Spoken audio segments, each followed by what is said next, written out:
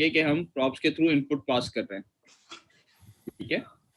और जब चाइल्ड अपने पेरेंट को डेटा देगा तो हम कहेंगे कि ये आउटपुट कर रहा है, ठीक है। आउटपुट या दूसरी हो रही है नहीं, अभी मैंने करने की भी कर रहा हूँ, ठीक है। तो जब चाइल्ड पेरेंट को कुछ चीजें देगा तो दैट्स मीन क्या होगा, वो आउटपुट। पेरेंट चाइल्ड को चीजें देगा तो दैट्स मीन क्या होगा, वो इनपुट। ये याद रखिएगा, ठीक है, थोड़ी देर के लिए। सर ये इनपुट आउटपुट अभी सर आप क्लास और इंस्टेंस समझा सकते हैं?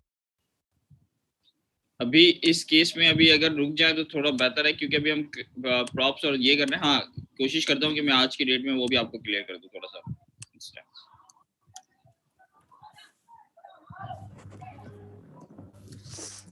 दीजिएगा, मैं जरा स्क्रीन क्लियर कर दूं।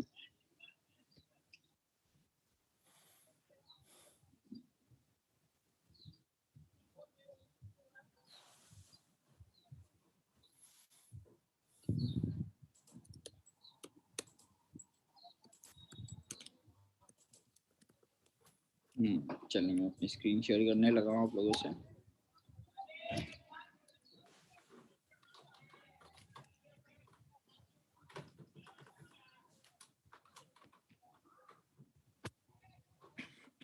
Sorry,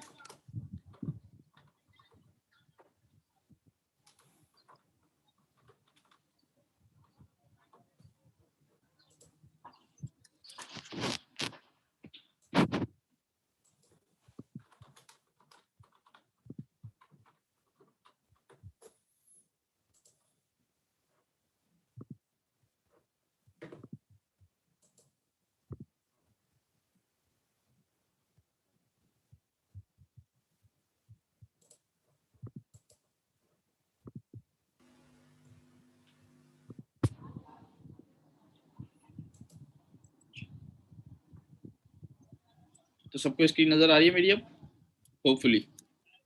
yes sir. चले, गुड हो गया। Yes sir. Yes sir.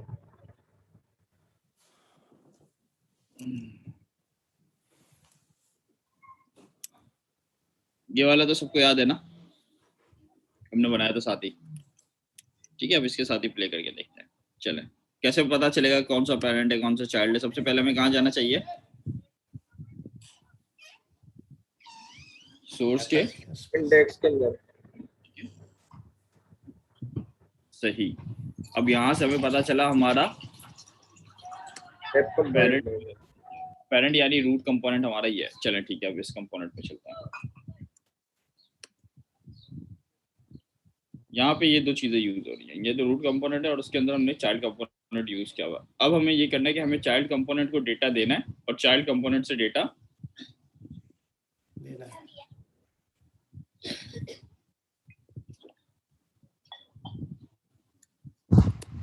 थोड़ी देर के लिए लेना। अच्छा, आप मुझे ये बताएं थोड़ी देर के लिए,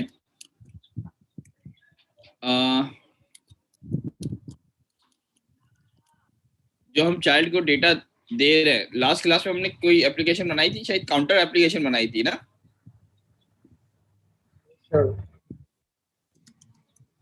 ऐसा ही था।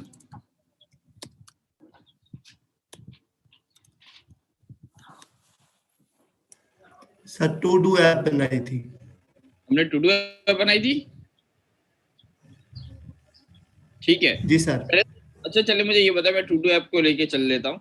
अब मुझे सिर्फ ये बता दे कि सबको क्लियर है प्रॉप्स में डेटा पास करना, इनपुट और आउटपुट वाला जो अभी हमने डिस्कस किया? जी सर। सर बेसिकली लास्ट जो है ना यूज स्टेट्स, लास्ट जो टॉपिक था हमारा यूज स्टेट, बिल्कुल एंड पे अमीन सर समझा रहे थे, तो फिर उसके बाद क्लास एंड हो गई। प्रॉप्स का तो क्लियर हो गया था कि समझा दे। चलिए मैं बताता हूँ, एक कर लेते हैं, कोई मसला नहीं है। काउंटर ऐप कर लेते हैं क्योंकि ये छोटी सी है तो जल्दी भी हो जाएगी।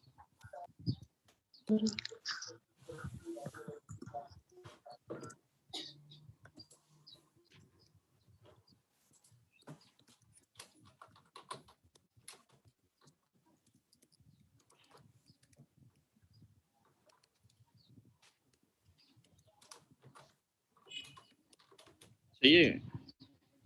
और काउंटर प्लस प्लस। इसको इसके बाद लगा के हम देख लेंगे कि काउंटर के अंदर क्या मौजूद है। यहाँ तक कोई चीज ऐसी जो समझ में नहीं आई? एक वेरिएबल बनाया काउंटर का, एक फंक्शन बनाया किसका?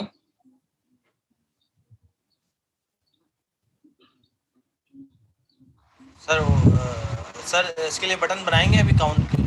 बनाएंगे। डायरेक्ट क्वेश्चन है। बनाऊंगा। एक मिनट रुकिए, पहले ये देखिए, दो चीजें हैं। एक हमने वेरिएबल बनाया काउंटर जिसके अंदर काउंटर मौजूद है, और एक फंक्शन बनाया अपडेट काउंटर। अपडेट काउंटर क्या करेगा? सर ऐड करेगा वैल्यूज। एग्जैक्टली, इसके वाले काउंटर को अपडेट करेगा। यहाँ तक कोई मसला क्लियर है सर? नहीं ना? ठीक है। अब हमें प्रॉप्स में डेटा पास करना है।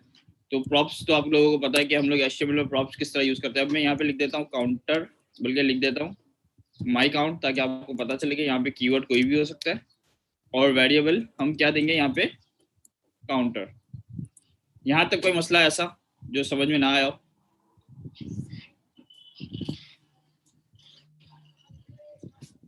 प्रॉप्स पास करना तो आता है ना? प्रॉप्स पास करने का मतलब एट्रीब्यूट का आपने कोई भी एक नाम बना दिया, एंड लेट्स से आपने एक वेरिएबल दे दिया, हमने यहाँ पे काउंटर दे दिया। तो अब इस कंपोनेंट के अंदर माई काउंट के अंदर एक्चुअली क्या मिल रहा होगा हमें? फंक्शन। ठीक है, अब चलते हैं इस कंपोनेंट में। अब जब हम प्रॉप्स पास करते हैं तो हमारे पास फंक्शनल कंपोनेंट में प्रॉप्स मिलना इस तरीके से शुरू हो जाता है। ठीक है, तो अभी कुछ नहीं कर रहा, अभी मैं सिंपल ये बार ऐप नेम आ रहा है, इसको अभी थोड़ी देर के लिए मैं हटा देता हूँ, और यहाँ पे हम लिखते हैं console.log, ताकि आप लोगों को पता चले कि क्या हो रहा है। चाइल्ड कंपोनेंट, और चाइल्ड कंपोनेंट के अंदर पूरे के पूरे जो भी प्रॉप्स मैं चाहता हूँ कि यार इसको प्रिंट करवा दो। चलो अब चला के देखते हैं इसको।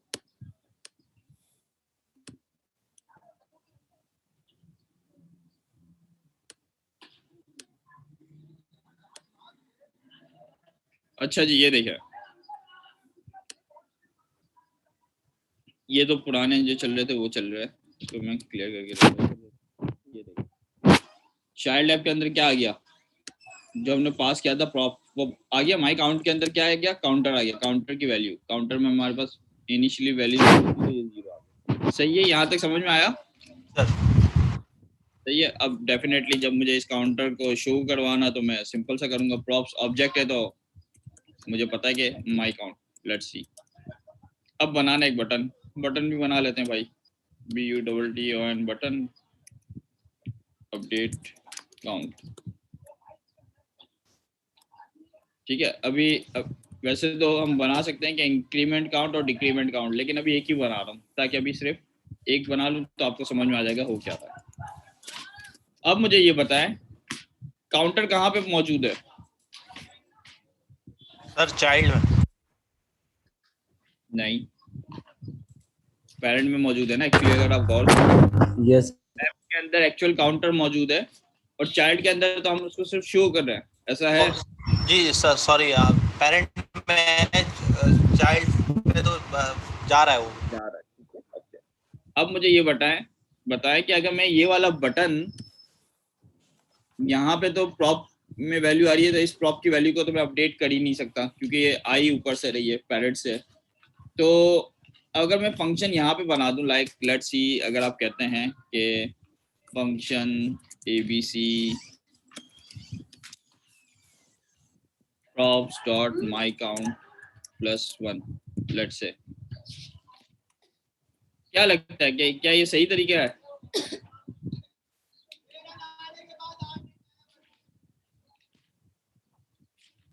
नो सर, ये तो हर बार 1 वैल्यू देगा। इसमें सबसे बड़ा मसला क्या है कि आप पेरेंट की वैल्यू को खुद चेंज कर रहे हो, जबकि कभी ऐसा करना नहीं चाहिए। रिएक्ट भी मना करता है। ठीक है, तो अब हमें क्या करना चाहिए कि कुछ ऐसा काम करना चाहिए कि जब इस बटन के ऊपर क्लिक हो तो क्या होना चाहिए?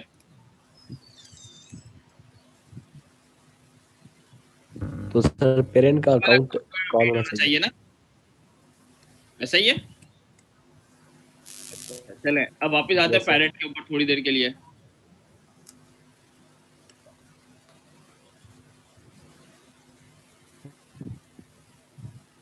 ये रहा पेरेंट हमारा ऐप, ये रहा, ठीक है। अब ये वाला फंक्शन है, अब इस वाले फंक्शन को भी क्या मैं यहाँ पे पास कर सकता हूँ प्रॉप्स में?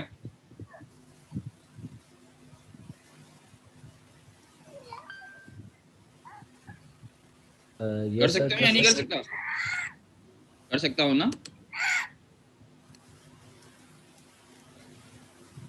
तो ये देखें, जिस तरीके से मैं अपना एक वेरिएबल पास कर रहा था प्रॉप्स के अंदर, अब मैं उस तरीके से अपना क्या पास कर रहा हूँ? अक्षर पास कर रहे हैं। फंक्शन। अब जरा देखिएगा, मैं आपको प्रॉप्स दिखाऊंगा किसके, चाइल्ड के। अच्छा खाली छोड़ा हुआ है ना, दैट्स व्हाई। ओके, ये कह रहा है कि भाई आपने ऑन क्लिक अभी खाली छोड़ा हुआ है ना। हाँ ठीक है, मैंने खाली छोड़ा हुआ है, कोई मसला नहीं, इसको हटा देते हैं।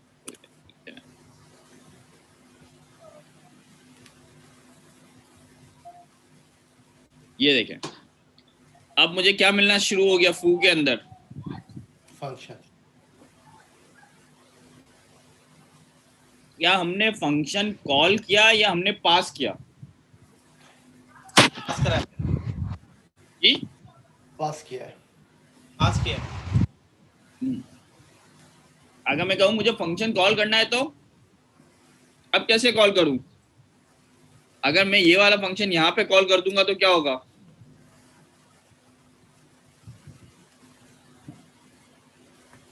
ये तो फंक्शन डायरेक्ट यहीं पे कॉल हो जाएगा ना, और काउंटर बढ़ जाएगा। तो क्या इस बटन क्लिक के ऊपर कोई काम कर सकता हूँ मैं? ऑन क्लिक पे कॉल करेंगे। एग्जैक्टली अगर मैंने यहाँ पे कॉल कर दिया तो कोई फायदा ही नहीं है। यहाँ से सिर्फ और सिर्फ हमें फंक्शन को क्या करना है, पास हो गया। अब ये वाला जो अपडेट काउंटर फंक्शन है, अब ये मुझे चाइल्ड में किस नाम से मिलेगा? एफ के नाम से।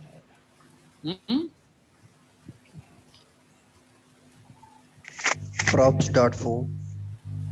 props.foo, बिल्कुल सही कहा आपने, क्योंकि अभी हमने थोड़ी देर पहले ही देखा कि ये चाइल्ड कंपोनेंट है। चाइल्ड कंपोनेंट के अंदर मैंने पहले जो काउंटर पास किया था वो ये रहा, और जो मैंने फंक्शन पास किया हुआ वो ये रहा, फू के अंदर आ रहा है, ठीक है। तो क्या मैं ये कर सकता हूँ, अगर आप लोग मुझे इजाजत दें तो, क्लिक props डॉट, क्या नाम है इसका फंक्शन? फू, props.foo। क्योंकि इस क्लिक के ऊपर फंक्शन चलता है, ये वाला फंक्शन चलेगा फू का। क्या होता है जादू, ठीक है। कंसोल क्लियर, ये काउंटर अभी 0 खड़ा हुआ है, ये मैंने काउंटर किया। ये कहाँ पे था ये वाला कंसोल लॉग? पेरेंट्स में, पैरेंट में था ना, ऐप के अंदर पेरेंट याद आया? ये दिखा देता हूँ आपको, देखिए ये रहा फंक्शन, और इस फंक्शन के अंदर ये रहा। मैं इधर लिख भी देता हूँ फंक, ताकि आपको थोड़ा सा और क्लियर हो जाए कि हमने यही किया हुआ है। ये देखिएगा गौर से, फंक। क्या काउंटर की प्रॉपर्टी अपडेट हो गई? हो गई। मैं वापस क्लिक करता हूँ, क्या वापस क्या काउंटर की प्रॉपर्टी अपडेट हुई? पहले 0 थी, पहला क्लिक किया 1, दूसरा क्लिक किया 2, 3, 4, 5, लेकिन अब यहाँ पे देखिए, यहाँ पे वैल्यू चेंज नहीं हो रही, क्यों? सर यहाँ पे आप जाके चेंज कराएंगे ना, उसे लिखेंगे वैल्यू।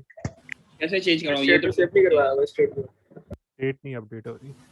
ये देखें, ये ऑलरेडी मैंने दिया हुआ इसको, और आप ये काउंटर यही वाला है जो यहाँ पे है, और इसी की मैं वैल्यू को प्रिंट भी करवा रहा हूँ। तो अब देखिए यहाँ पे ये शो कर रहा है 5, बट यहाँ पे अभी भी 0 खड़ा हुआ है, क्यों?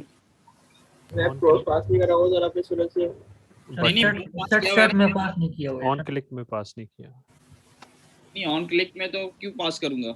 ऑन क्लिक का तो मतलब यही है ना कि ये इस वाली प्रॉपर्टी या वैल्यू को अपडेट करे, तो ये अपडेट सर हुई ये है ना, काउंटर इसको अच्छा में पास करेंगे सर ये कंपोनेंट के आगे। सर ये हमारा सर ये काउंटर स्टेटलेस है तो इसको ब्रैकेट लगा के पास करेंगे। बिल्कुल ऐसा ही है कुछ। मैं सर बताता हूँ। चाइल्ड ऐप कंपोनेंट री रेंडर नहीं हो रहा।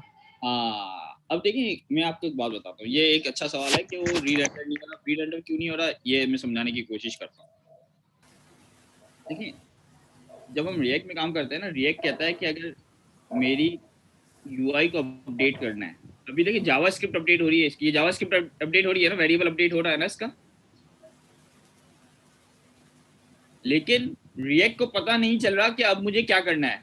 क्या मुझे अपना UI अपडेट करना है, यानी UI अपडेट से मतलब क्या, ये वाला जो चाइल्ड कंपोनेंट है हमारा, ये किसी तरीके से अपडेट होगा तो जो करंट वैल्यू है वो मिलेगी ना इसको 5, ऐसा है? Yes sir. तो अभी हमें बताना है इसको कि यार अब तुम्हें ना कंपोनेंट को री-रेंडर करके जो प्रॉपर्टीज की वैल्यू है उसको अपडेट कर दो, यानी जो करंट वैल्यू है वो शो करो। तो रिएक्ट के अंदर तरीके हैं, जैसे अगर मैं आपको कहूँ कि ऑब्जेक्ट के अंदर अगर मुझे वैल्यू अपडेट करनी है तो मैं क्या करूँगा, अपडेट, हाँ ऑब्जेक्ट के अंदर वैल्यू अपडेट करनी होती है। जावास्क्रिप्ट में तो सिंपल होता है ना कि let O equals to this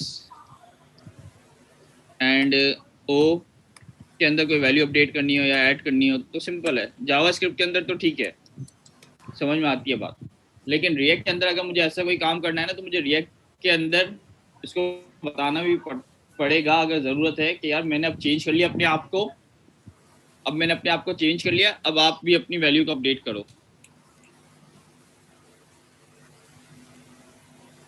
अब देखिए रिएक्ट कहता है, रिएक्ट के अंदर हमारे पास एक चीज मौजूद है यूज स्टेट।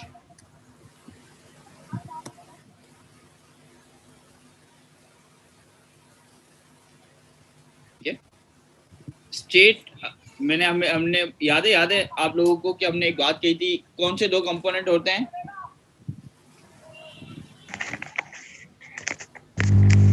एक स्टेट और स्टेटफुल।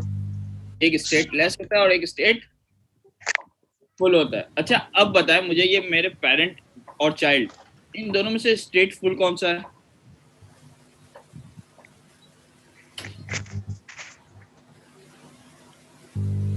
पेरेंट बिल्कुल, क्योंकि काउंटर की स्टेट कहाँ पे अपडेट हो रही है हमारे पास एक्चुअली, अगर गौर से देखें तो मेंटेन कहाँ पे हो रही है? पेरेंट में app.js। स्टेटलेस, क्या चाइल्ड को कुछ पता है कि मुझे क्या करना है क्या नहीं करना? उसको तो हम सिर्फ वैल्यूज दिए, एक्शन दिया हुआ है और वही उसका काम है कि बटन पे एक्शन कर रहा है और उस एक्शन के बिहाफ पे पीछे क्या हो रहा है उसको कुछ भी नहीं पता, ऐसा ही है? Yes sir. तो हमारा जो स्टेटफुल कंपोनेंट है वो है ऐप। ठीक है, अब हम चलते हैं ऐप के अंदर, ये रहा। अब जब हमें कोई स्टेटफुल चीज़ें बनानी हो, स्टेट अपनी मेंटेन करनी हो अपने कंपोनेंट की, तो हम लोग यूज़ करेंगे थोड़ी देर के लिए स्टेटफुल। ठीक है, और स्टेटफुल के अंदर दो चीज़ हम एरे के अंदर मिलती है, काउंटर और सेट सर काउंटर। कान ये टर्मिनल नीचे कर दे सर, कोड सही से नहीं दिख रहा। ये ले पहला। ठीक है, अब इसके अंदर मैं आपको बता देता हूँ इसकी वो क्या है, इसकी आर्ग्यूमेंट्स की लेवल क्या है। पहला होता है वेरिएबल आपका, अब वेरिएबल कोई भी हो सकता है, एरे, ऑब्जेक्ट, व्हाटएवर। और दूसरा क्या होता है, इस वाले वेरिएबल को अपडेट कर सेट करने के लिए। ठीक है, अब आप वेरिएबल के नाम कुछ भी देख सकते हैं। यूजुअली हम लोग यही रखते हैं कि जो वेरिएबल देते हैं और उसका set variable like this, count set count. अगर नेम हो तो मैं क्या करूंगा, नेम सेट नेम, ताकि ये वो क्या कहते हैं, तो आप लोगों को पता हो कि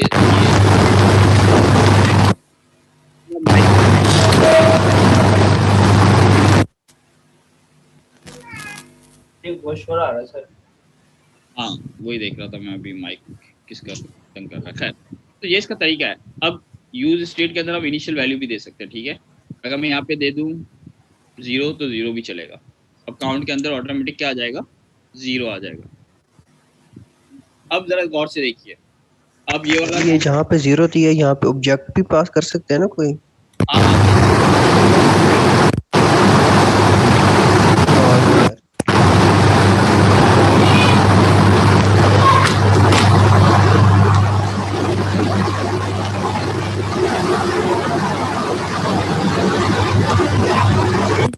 ऑनलाइन हो?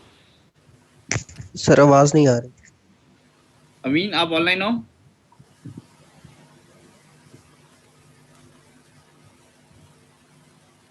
मेरी आवाज आ रही है सबको? यस सर, अभी यस सर अब आ रही। ठीक है, लगता है अमीन भाई अभी ऑनलाइन नहीं है। चलें। अच्छा जी, हेलो,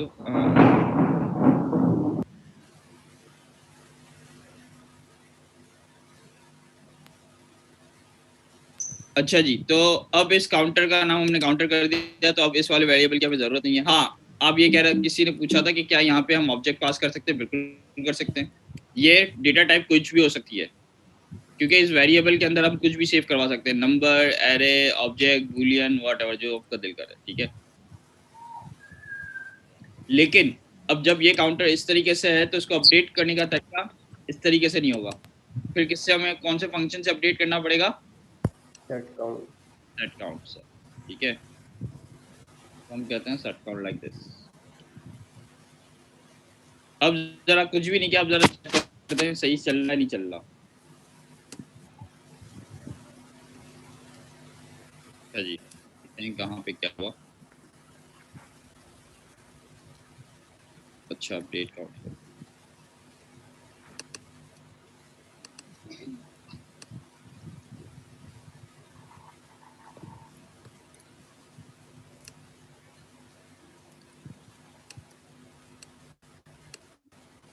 देखिए वाई हो गया।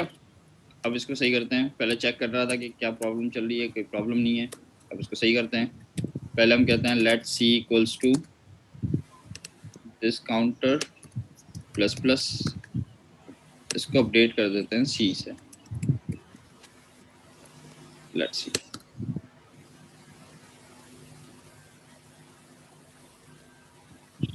Set count count plus plus नहीं चल के क्यों नहीं दे रहा, देखते हैं कंसोल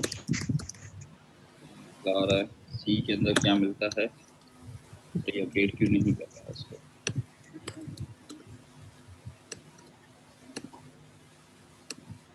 सर ये प्री इंक्रीमेंट करके देखें। नहीं, एक मिनट, पहले तो ये देखने ये तंग क्यों कर रहा है। काउंटर, सर आपने कांस्टेंट सर वेरिएबल ये लिखा, +1, सर +1 constant करके देख ले, सर काम कौन सा करता हटा है। के लेट कर दे, आई थिंक ये होना नहीं चाहिए, क्योंकि अब फंक्शन ये अपडेट करता है ना इसको। वेल देखते हैं, अभी वाई पे तो चल सही है, चल गया। इसको लेट करना पड़ेगा कांस्टेंट की वजह से ना, ये जैसे जब चेंज कर रहा है ना बार बार, इसलिए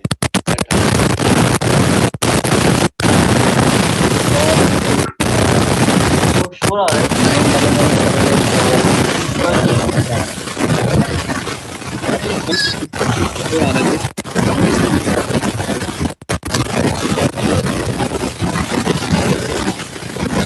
सर शोर आ रहा है।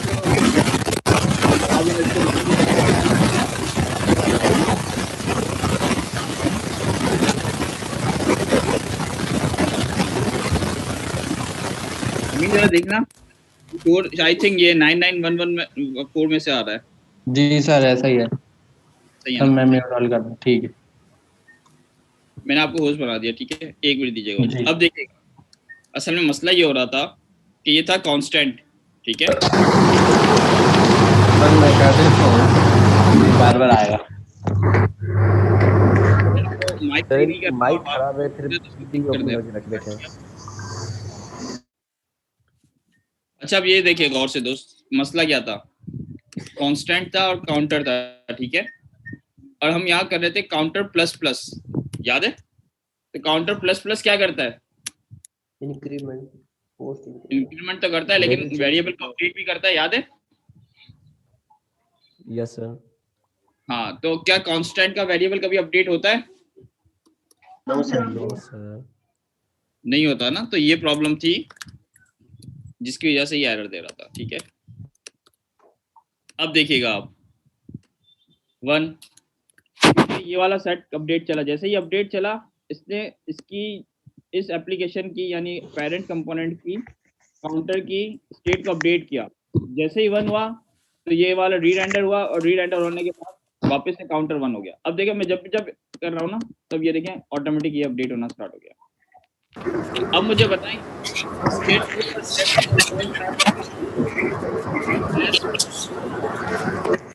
सर अगेन शोर आ रहा है, आपकी आवाज नहीं आ रही। सर बीच में ना आना शुरू हो जाता है। वापस से माइक अनम्यूट करें हाँ जी टिक सर, कर दीजिएगा फिर हाँ, उसको। ठीक। ओके सर ये 991 वाला जो है सर, इससे किया था कि आपके माउथ में इशू है। इतनी देर से यही कह रहे हैं हम। खैर अब जरा गौर से सुनिएगा वापस से। अब ये जो भी अभी हमने प्रोसेस किया मैं समझाता हूँ आपको। इसमें से ये बताएं कौन सा इनपुट है कौन सा आउटपुट है। आउटपुट का मतलब क्या है ये भी बता दे कोई जल्दी से, और इनपुट का मतलब क्या है। इनपुट जो हम दे रहे हैं आउटपुट जो हमें शो हो रहा है। नहीं, फ्लॉप्स की बात कर रहा हूँ अभी थोड़ी देर के लिए आपसे। क्वेश्चन सर, अभी हमने स्टार्टिंग में बहस की थी थोड़ी सी, जिसके अंदर मैंने आपको बताया था what is input and what is output by passing props. Sir input तो वो होता है ना जो पेरेंट से वैल्यू पास हो चाइल्ड को, तो ये चाइल्ड के लिए इनपुट है। वैल्यू पास हो चाइल्ड को, और आउटपुट क्या होता है? सर जो चाइल्ड से वैल्यू आए पेरेंट के पास, तो ये पेरेंट के लिए आउटपुट है। ऐसा ही है, देखिए यहाँ पे ऐसा ही हो रहा है ना। यहाँ पे हम काउंटर की प्रॉपर्टी पास करने हैं कहाँ पे? चाइल्ड को। तो ये हम क्या पास करना है एज अ इनपुट, जबकि अपडेट काउंटर ये क्या है? अपडेट करवाने के लिए शो होता है। ये फंक्शन है ना, फंक्शन है। और ये कॉल कहाँ से होता है? एक्चुअल फंक्शन तो है लेकिन ये कॉल कहाँ से हो रहा है? स्टेट से, चाइल्ड से सर। चाइल्ड से। चाइल्ड के ऑन बटन क्लिक के ऊपर हम इस वाले फंक्शन को कॉल करवाते हैं और ये आके अपना काम करता है, व्हाटएवर जो भी इसको काम करना है। तो ये आउटपुट है क्योंकि हमने चाइल्ड से क्लिक किया। इसका इम्पैक्ट कहाँ पे आया? आपके पेरेंट पे, और फिर पेरेंट से आपने जो भी काम करना था वो कर दिया। इसको आउटपुट भी कहते हैं, और जावास्क्रिप्ट की जबान में इसको क्या कहते हैं? Call back. कॉल बैक आपको पता है ना कि जब मुझे काम कंप्लीट हो जाता था तब हम उसको कॉल करवाते थे। कॉल बैक बाद में कॉल करवाना, याद है? फंक्शंस के अंदर हमने पढ़ा था। तो ये भी वही है ना, हम यहाँ पे भी फंक्शन पास कर रहे हैं, और जब हमें लगता है कि जब हमें काम करवाना है तो उस फंक्शन को हम कॉल बैक करते हैं, कॉल करते हैं बाद में। ठीक है, तो ये याद रखिएगा थोड़ा सा। सर ये चाइल्ड में नहीं हो सकता सर ये फंक्शन? सर ये वाला फंक्शन अगर चाइल्ड में है, ठीक है। सर अब ये बताएं, ठीक है, ये मैंने यहाँ से थोड़ी देर के लिए कर दिया कट। अब मैं चलता हूँ चाइल्ड पे। अब मैं यहाँ पे पास कर देता हूँ। अब मुझे ये बताएं कि क्या ये सेट काउंट किसको अपडेट करेगा? काउंटर को। तो क्या काउंटर इस कंपोनेंट में मौजूद है? No sir. No sir. तो फिर पॉसिबल है नहीं ना। और मैं अभी भी आपको कह रहा हूँ दो चीजें क्लियर रखिए अपने माइंड के अंदर। एक होता है स्टेटफुल और एक क्या होता है? स्टेटलेस। अब देखिए, अगर आप गौर से देखें ना, मैं जो आपको यही समझाने की कोशिश कर रहा हूँ। अब ये वाला जो कंपोनेंट है ये आपका यूआई कंपोनेंट भी समझ लें आप इसको थोड़ी देर के लिए, स्टेटलेस। इसमें देखिए सिंपल से हम ये प्रिंट करवा रहे हैं और इसके क्लिक पे ये फंक्शन कॉल करवा रहा है। अब इस कंपोनेंट को कुछ भी नहीं पता इसके बारे में कि इसमें हो क्या रहा है, कुछ भी। ऐसा ही है ना इसकी कोई स्टेट है, ना इसको कुछ पता है कि करना क्या है। इसको सिर्फ ये पता है यार मेरे जो पेरेंट से कोई वैल्यू मिलेगी उसको यहाँ पे शो करवाना है और ऑन क्लिक पे इस फंक्शन को कॉल करवाना। क्या इसको पता है इस फंक्शन में एक्चुअली हो क्या रहा है पीछे? नो। नहीं। क्या उसको पता है कि एक्चुअली इस वेरिएबल में आएगा क्या? नो। तो इसके बिहाफ पे तो उसको कुछ करना ही नहीं है ना, तो ये स्टेटलेस है। अब ये वाला देखे तो आप ये स्टेटफुल है क्योंकि ये अपने एक स्टेट को अपडेट कर रहा है, काउंटर को मेंटेन कर रहा है अपने कंपोनेंट के अंदर, और इस फंक्शन के थ्रू हम जो फंक्शन है जो हम चाइल्ड के अंदर आता है उसको वैल्यू को अपडेट भी करवा रहे हैं। सर मतलब जिस कंपोनेंट का फंक्शन उस कंपोनेंट में डिफाइन हुआ हो तो वो सर स्टेटफुल होगा। सॉरी वापस बोलिए, सवाल रिपीट कीजिएगा अपना। सर मतलब जिस कंपोनेंट में जो है ना सर उसका वो फंक्शन उसी कंपोनेंट में उसका डिफाइन हुआ होगा तो वो ही स्टेटफुल कहलाएगा। मतलब ये असल में देखिए वेरिएबल हम अपडेट तो कर सकते हैं जावास्क्रिप्ट के अंदर, और यहाँ पे भी अगर आपने देखा रिएक्ट के अंदर वेरिएबल जरूर अपडेट हो रहे थे, लेकिन अगर मुझे उसका रिफ्लेक्ट किस में चाहिए, उसकी यूआई में चाहिए, तो मुझे किसी तरीके से रिएक्ट को भी बताना है ना कि यार ये वाला वेरिएबल अपडेट हुआ, वो अपनी यूआई को अपडेट करो, इस कंपोनेंट की यूआई को अपडेट करो। तो ये कैसे बताएंगे? तो ये तरीका उसका है यूज स्टेट। कंपोनेंट की आपके इस कंपोनेंट की जो स्टेट मेंटेन होगी वो किसके थ्रू होगी? यूज स्टेट के थ्रू। अब यूज स्टेट के थ्रू अपडेट होने का फायदा ये है कि जब भी ये अपडेट होगा तो ये जो आपका कंपोनेंट है ये क्या होगा, री रेंडर होगा, यानी दोबारा चलेगा, तो ये जो ऑटोमेटिक इसकी जो वैल्यूज हैं ये दोबारा से आपके पास प्रिंट हो जाएगी इधर। समझ में आई बात? अभी इसको और करके देखते हैं। अमीन भाई जरा अपनी स्क्रीन शेयर कीजिएगा जो हमने लास्ट क्लास में थे जी वाली। जी बिल्कुल स्टार्ट कर। सर ये यूज स्टेट क्या रिटर्न करेगा? यूज स्टेट एक्चुअली कुछ रिटर्न नहीं करता। यूज स्टेट आप बताओगे कि वो क्या करेगा। वो एक्चुअली जो आपने वेरिएबल दिया था ना हमने स्टार्टिंग के अंदर, काउंटर और सेट काउंटर, काउंटर जो है वो आपका वेरिएबल है, सिर्फ वो उसको अपडेट करेगा और अपडेट करने के बाद रिएक्ट को बताएगा कि यार ये वाला वेरिएबल अपडेट हुआ है, अब आप अपनी जो यूआई है ना उसको अपडेट करो। अभी इसकी एग्जांपल हम 2 के अंदर भी करके देखेंगे। आप 1-2 दफा प्रैक्टिस करेंगे तो आपको आइडिया होगा। 2 मिनट दें मुझे। अमीन साहब अपनी स्क्रीन शेयर कर रहे हैं तो फिर इसको कंटिन्यू करते हैं। कोड शेयर कर दिए। मैं अपनी स्क्रीन शेयर कर देता हूँ। लास्ट क्लास का जो कोड है वो शेयर कर देते हैं।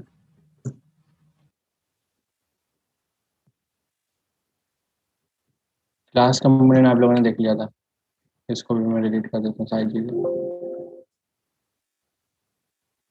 और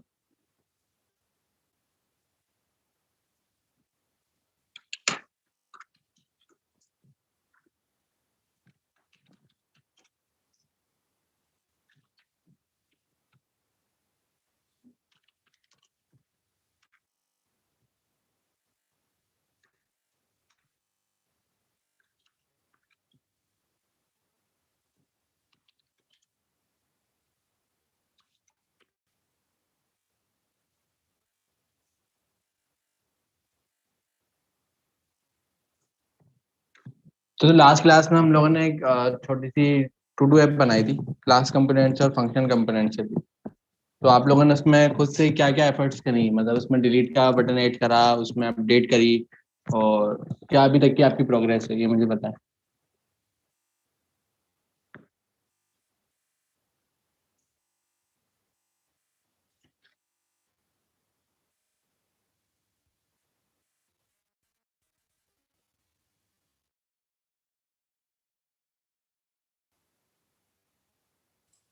मेरी वॉइस क्लियर है आप लोगों को?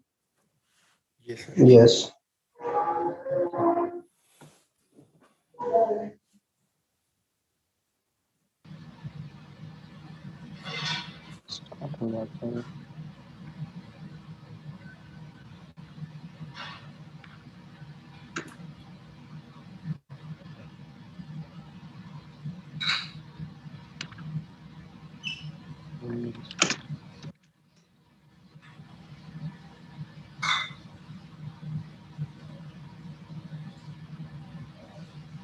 जो सर अमीन ने करवाया था टू डू एप्लीकेशन, वो कितने लोगों ने अपने पास चला के देखी या कोई काम करके देखा उस पर? हमारे पास एप्लीकेशन चल गई है और यूज स्टेट की आप लोगों ने एग्जांपल पहले भी देख ली थी, अभी भी देख ली। टू डू ऐप से आपका यही सवाल है कि टू डू ऐप आप लोगों ने कितने लोगों ने बना ली अभी तक खुद से प्रैक्टिस करके, और उसमें उससे क्या क्या चीजें ऐड करी आप लोगों ने? टू डू से सर एक्सपेंस ट्रैकर ऐप बना ली है मैंने, ड्रेस ऐप बनाया था जिसमें ऐड एडिट और डिलीट किया जा सकता है। ठीक है। अच्छा, हमारे पास जो कंपोनेंट का आर्किटेक्चर होता है, जैसे हमने क्लास कंपोनेंट देखे थे, तो आप लोगों ने देखा स्टेट आपके पास मौजूद थी क्लास कंपोनेंट में, कि आप स्टेट का एक ऑब्जेक्ट बना रहे थे, उसको यूज कर रहे थे, और वो इम्यूटेबल था, जिसकी वैल्यू चेंज नहीं हो सकती। अच्छा, वॉइस तो मेरी क्लियर है जी। इम्यूटेबल था, उसकी वैल्यू चेंज नहीं हो सकती, उसको हम स्टेट के थ्रू अपडेट कर सकते हैं। लेकिन अगर हम फंक्शनल कंपोनेंट में आते हैं, तो फंक्शनल कंपोनेंट में हमारे पास मौजूद है रिएक्ट हुक्स। रिएक्ट हुक्स की मदद से आप यूज स्टेट के थ्रू स्टेट अपडेट कर रहे हैं, जैसा आप लोगों ने देखा। मैं यहाँ पे अभी इंपोर्ट कर लेता हूँ फॉर्म रिएक्ट की लाइब्रेरी से, और वो हमारे पास थे क्या, यूज स्टेट, जो हम बहुत देर से देख रहे हैं और चला के देख रहे हैं। इसको आप यूज कर रहे हैं फंक्शनल कंपोनेंट में। कोई भी हम डिस्ट्रक्चरिंग, इसमें एक केस है। डिस्ट्रक्चरिंग क्या होती है हमारे पास, हमने लास्ट क्लास में भी डिस्कस करी थी कि यूज स्टेट से हम 2 वेरिएबल उठाएंगे, जैसे कि आपने एक काउंट उठा लिया और एक आपने सेट काउंट उठा लिया। सर डीस्ट्रक्चरिंग करली ब्रेसेस से होती है ना, तो पिछले एक एग्जांपल में सर ने मतलब स्क्वायर ब्रैकेट से की थी, तो क्या ये दोनों से होती है? वो अच्छा, एरे curly, था। हाँ एरे से ही होती है। यस। कर्ली ब्रेसेस और दोनों का मैं बताता हूँ। अगर आपका डेटा ऑब्जेक्ट में रखा हुआ है तो आप उसकी डिस्ट्रक्चरिंग ऑब्जेक्ट में करेंगे।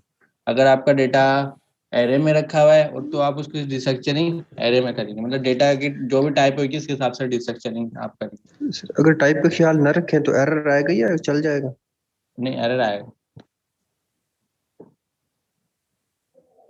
ठीक है, तो जैसे कि एग्जाम्पल के तौर पर हमारा काउंट आ गया। आप इसमें कोई भी इनिशियल वैल्यू दे सकते हैं। यहाँ पे आप क्या कर रहे हैं, यूज स्टेट करके एक अपने वेरिएबल बना रहे हैं।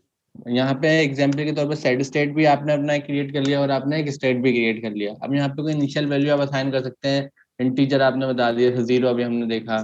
आपने यहाँ पे स्ट्रिंग बता दिया, या डायरेक्ट कोई ऑब्जेक्ट बता दिया, या डायरेक्ट कोई एरे बता दी। डायरेक्ट कोई ऑब्जेक्ट भी हम लोगों ने देखा था कि आपने यहाँ पे कोई भी आईडी दे दी और डायरेक्ट कोई नेम दे दिया यहाँ पे, नेम और आपने रोल नंबर, आपने यहाँ पे वेल दे दी और यहाँ पे सेट वेल दे दी। ठीक है, टर्मिनल में क्लोज कर देता हूँ।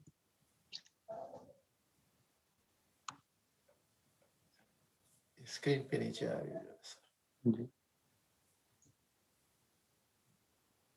ये टर्मिनल नीचे। Thank you sir. ठीक है, तो ये दोनों चीजें आप लोगों ने इस तरह से भी आप दे सकते हैं यहाँ पर। अब आप गेट किस तरह करेंगे वैल्यू?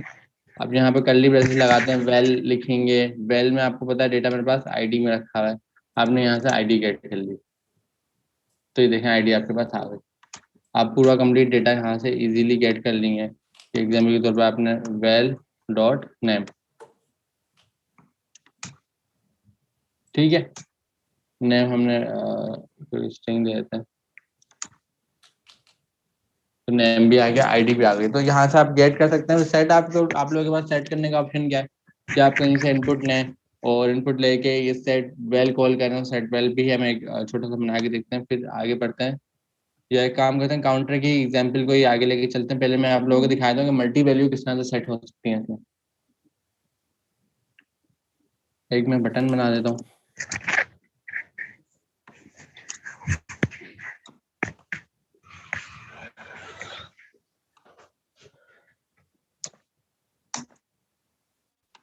बटन में हम ऐड रख देते हैं, एक इनपुट फील्ड रख लेते हैं यहाँ पर।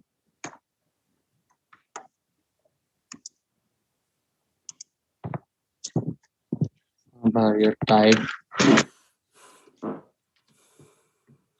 एक्स वैल्यू आ गई।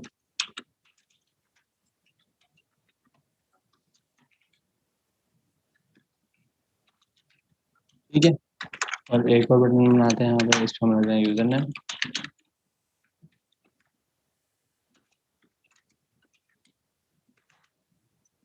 आईडी,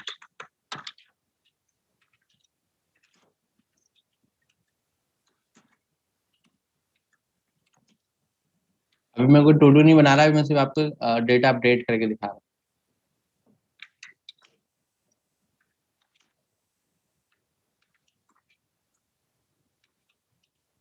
लास्ट में बी आर लगाते हैं इसमें।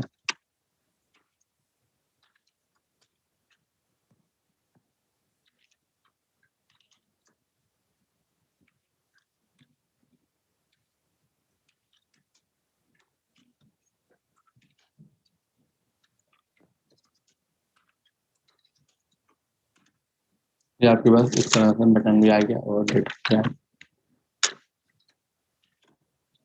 ठीक है, अब आप यहाँ पे चाहते हैं कि जो भी मैं रिकॉर्ड इंटर करूँ, यहाँ पे जो भी रिकॉर्ड इंटर करूँ उसको अपडेट करना है, मुझे ऐड नहीं करना अभी। ठीक है, इसमें मेरे पास स्टेट में भी वो अपडेट हो जाए।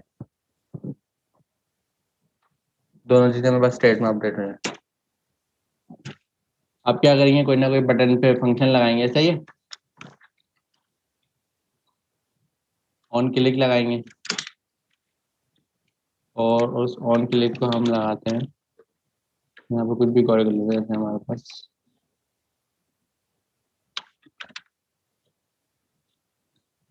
अपडेट फील्ड,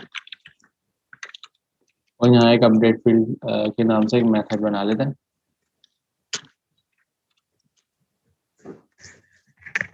ठीक है। अगर हम ऑन क्लिक के साथ ही फंक्शन डिफाइन करें तो हमें कॉल बैक करना पड़ेगा यहाँ पे। और जी बिल्कुल, अभी भी कॉल बैक ये यहाँ पे अगर आप ऑन क्लिक में यहाँ पे लगाएंगे तो आपको डायरेक्ट यहीं पे बना लेंगे आप। ये दोनों कॉल ऑप्शन आप आपके यूज कर सकते हैं सर दिस डॉट दोनों फंक्शन ऑप्शन, नेम। दोनों ऑप्शन। ठीक है, आपने यहाँ पे कोई अपडेट कॉल कर लिया और इसके बिहाफ पे यहाँ पे ऑन चेंज लगाना होगा हमें, बिल्कुल ऐसा ही है। दोनों फील्ड पे हमें ऑन चेंज चाहिए। Yes sir. ऑन चेंज में आप यहाँ पे डायरेक्ट हम यहीं पे बना देते फंक्शन। आपकी वही ई में वैल्यू आ रही होगी, कोई भी पैरामीटर होगा आपके पास। यहाँ पे आप क्या चलाएंगे, सेट वेल चलाएंगे और सेट वेल में आप क्या पास कर देंगे, वैल्यू ई डॉट टारगेट डॉट वैल्यू। ये आपके पास जाकर आपके स्टेट में अपडेट कर देगा। अपडेट फील्ड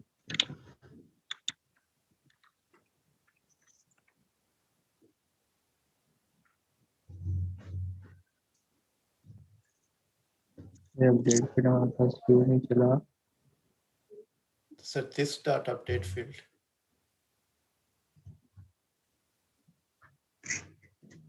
मैंने दूसरा register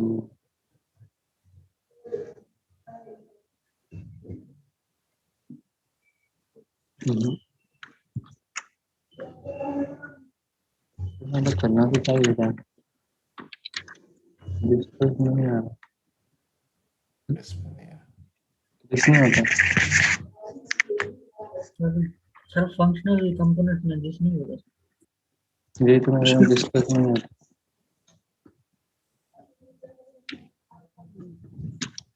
sir const update field.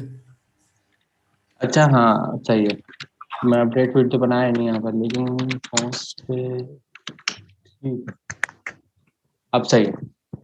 हम लोगों ने फंक्शन तो क्रिएट ही नहीं करा, हम डायरेक्ट मेथड वाले तरीके से चल रहे थे जो हम क्लास में यूज करते हैं। क्लास कंपोनेंट और फंक्शन कंपोनेंट में थोड़ा फर्क है, यहाँ पे दिस यूज नहीं होता।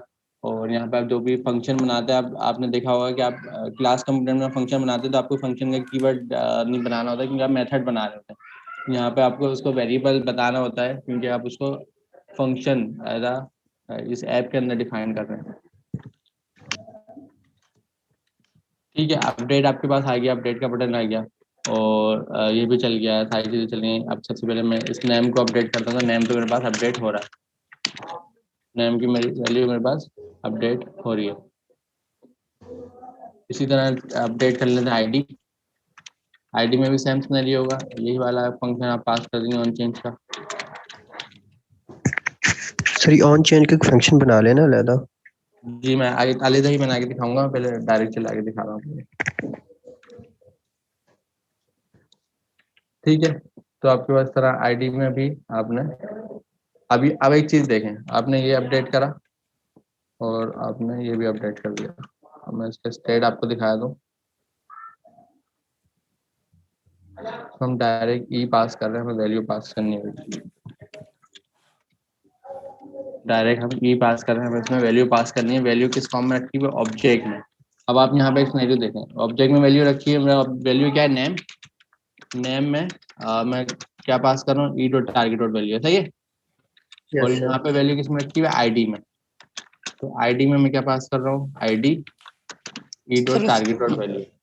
सर उसको स्विच कर दें, वो ऊपर वाला नेम है और नीचे वाला आईडी है। जी मैं स्विच कर दूंगा।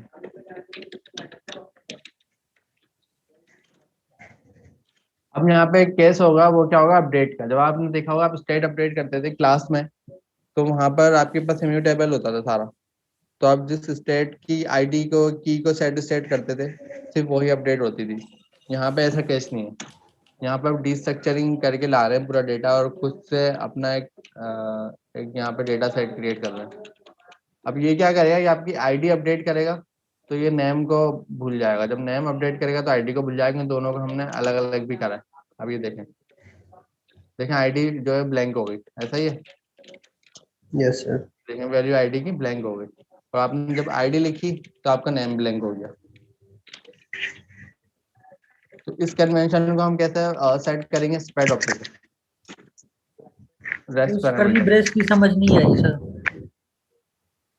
क्या चीज समझ नहीं आई?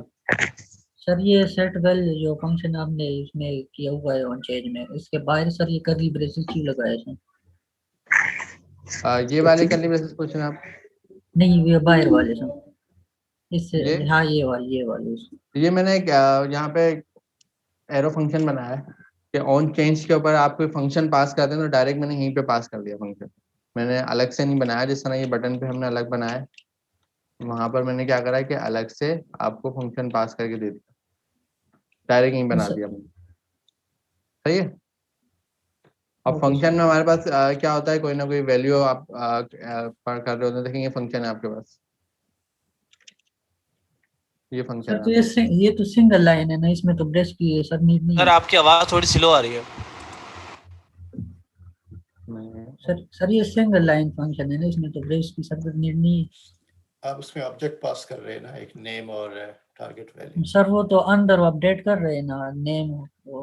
मैं दोबारा रिपीट करता हूँ। मैंने यहाँ पर आपके पास लाइन इन लाइन फंक्शन मतलब जो आप ऑन चेंज कॉल करते हैं, यहाँ पे आप कोई ना कोई फंक्शन पास करेंगे।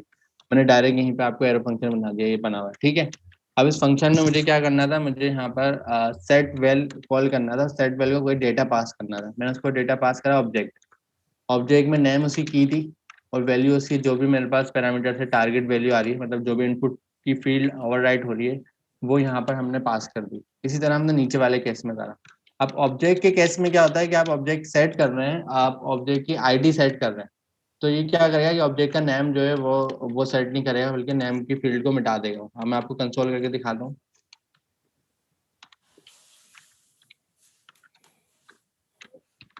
console.log और इस वैल को हम कंसोल करते हैं। आप देखें इसका वैल किस तरह से अपडेट हो रहा है।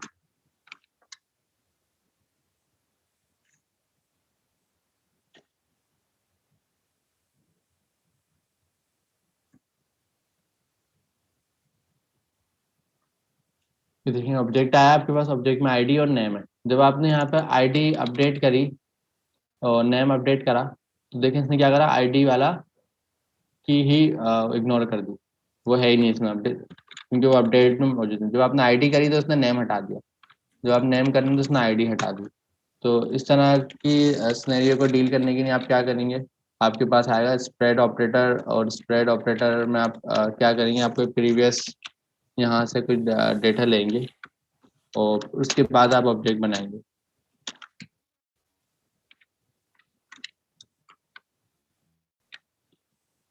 ठीक है, इसके बाद आप ऑब्जेक्ट बनाएंगे और जो भी आपकी प्रीवियस वैल्यू है उसको आप अपडेट कर देंगे। तो मैं इसको अलग ही बना देता हूँ, क्योंकि एक लाइन में ना काफ़ी वो हो रहा है समझाने में।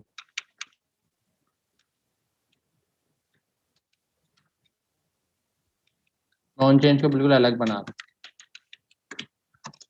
इसमें कोई ना कोई फंक्शन पास करते हैं। चेन हैंडलर, ठीक है, चेन हैंडलर आपने यहाँ से पास कर दिया और चेन हैंडलर पे यहाँ पे क्रिएट करा चेन हैंडलर।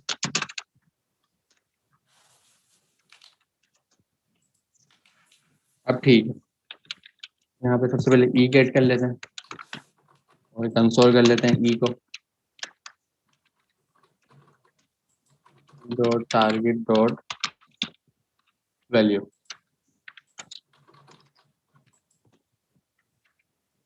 ठीक है, सबसे पहले चेक कर लेते हैं, चेन हैंडलर अलग बना दिया मैंने, काफी डिस्टर्ब हो रहा था पुराना वाला, और इसमें भी हम अलग से इसको कॉल कर लेते हैं।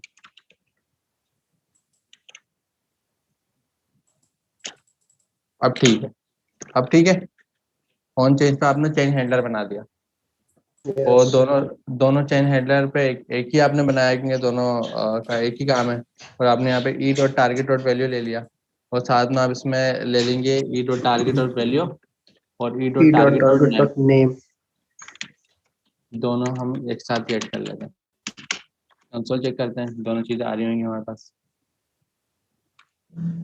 देखें जो भी आप नेम लिख रहे हैं उसकी की भी आ रही है और उसका डेटा भी आपके पास आ रहा है, और जो भी आप आईडी लिख रहे हैं उसकी की और इसका डेटा दोनों आपके पास आ रहा है। इसको किसी वेरिएबल में रखवा लेते हैं। ये आपकी वैल्यू है, लेट वैल्यू और लेट नेम।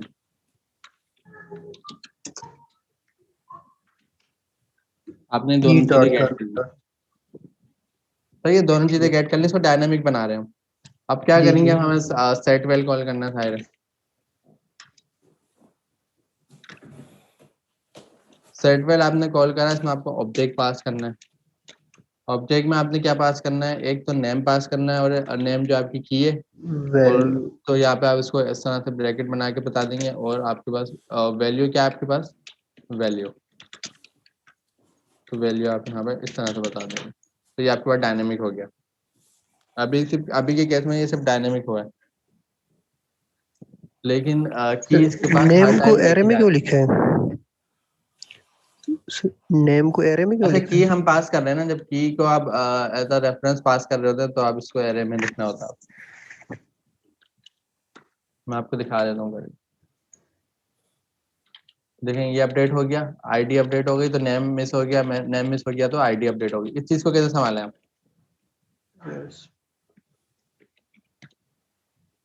तो बताया कि एक टाइम पे एक चीज अपडेट हो रही है, दोनों नहीं हो रही है। अब हमने पूरा डायनेमिक कर लिया, क्योंकि जाहिर सी बात है एक टाइम पे एक के नहीं कॉल हो रहा है। यस। तो आप लोगों में से कोई बताएगा कि चीज को हम कैसे क्लियर कर सकते हैं? मैं थोड़ा सा और साफ कर देता हूँ। मैं बनाता हूँ एक फंक्शन और यहाँ पर इसको डेटा इसके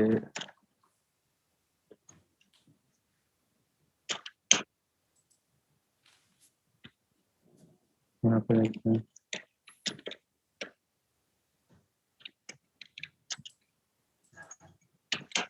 अब देखें,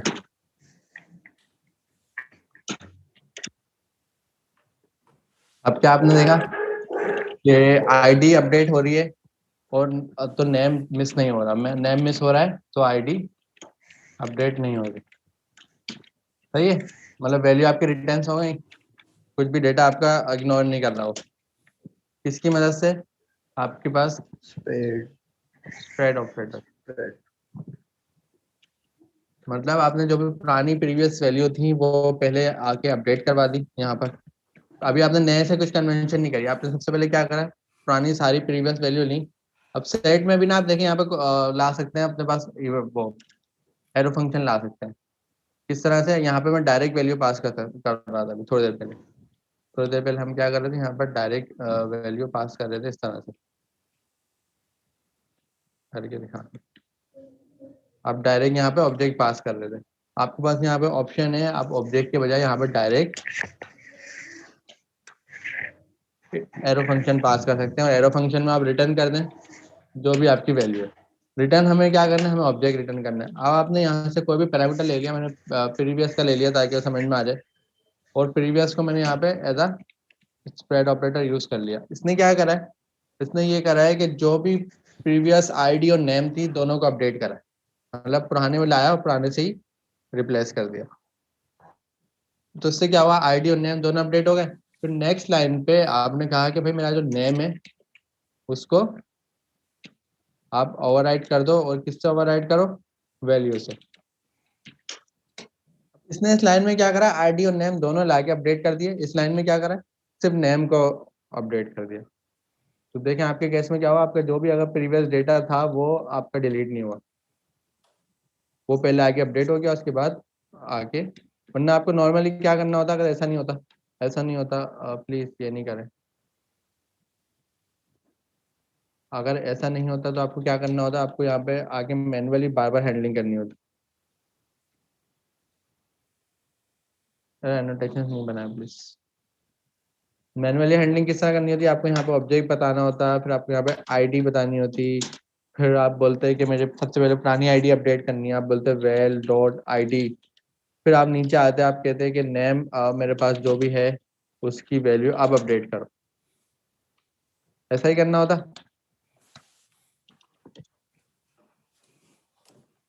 सर प्लीज नहीं बनाएंगे।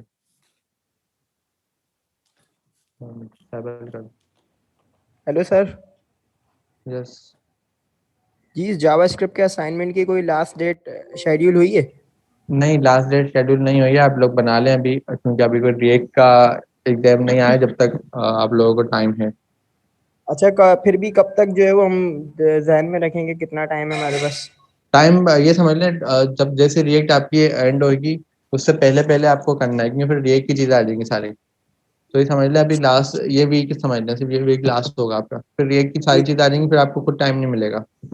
और फिर एडवांस जावास्क्रिप्ट के भी तो असाइनमेंट है। जी जी सही। अच्छा ये मैं अभी क्या करना हूँ, उस लाइन में कोई बताएगा?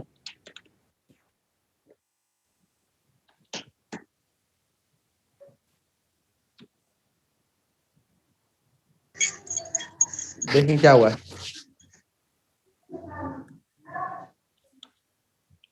समझ में आया किसी को? सर दोबारा वो कर। आईडी क्या गई अपेंड कर रहा है उसको?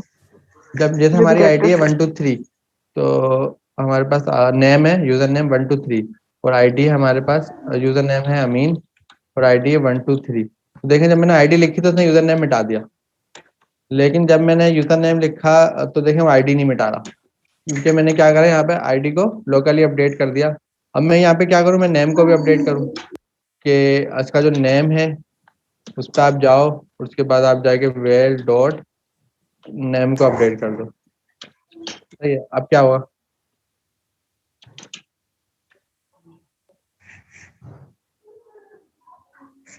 अब आपने यहाँ पे बता दिया मीन, यहाँ पे आपने कुछ भी चीजें चेंज करी वो नहीं ऐड हुआ, और यहाँ पे भी आपके पास इशू सॉल्व हो गया। लेकिन किस तरह से हुआ, आपको काफी बड़ा मेथड लिखना पड़ा, मतलब आपने नेम को 2 बार, अब जब आईडी आती है यहाँ पे क्या आएगा, आईडी आ रही होगी, सही है।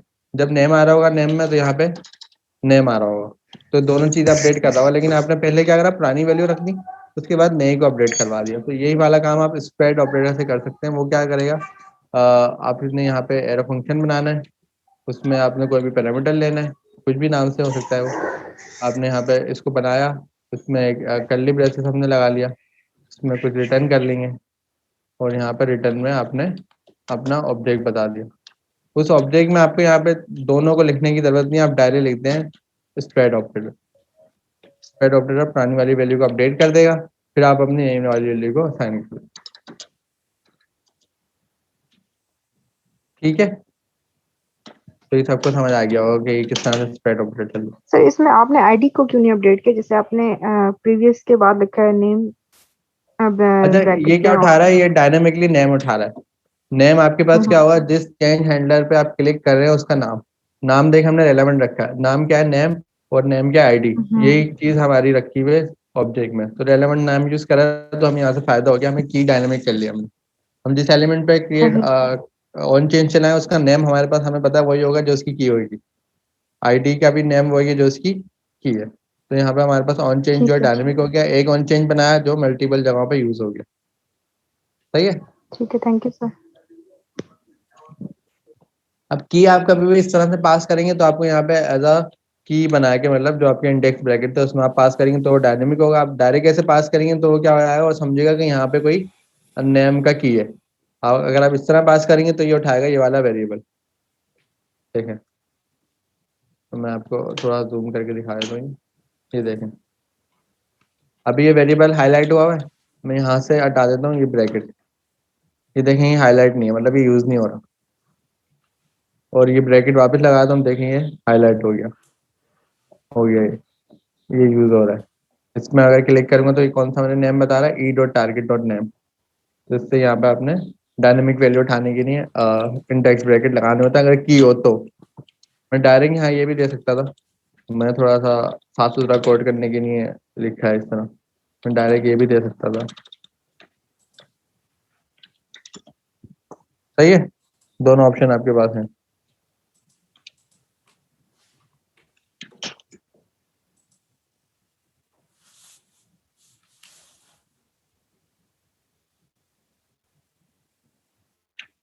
दोनों अपडेट हो गए। अब हम चलाते हैं क्या आपको एक और नीड है, वो है काउंटर की या अपडेट की। आपके पास लाइफ साइकिल्स होते हैं कुछ। लाइफ साइकिल क्या होते हैं कि आपके पास बिहेवियर होता है।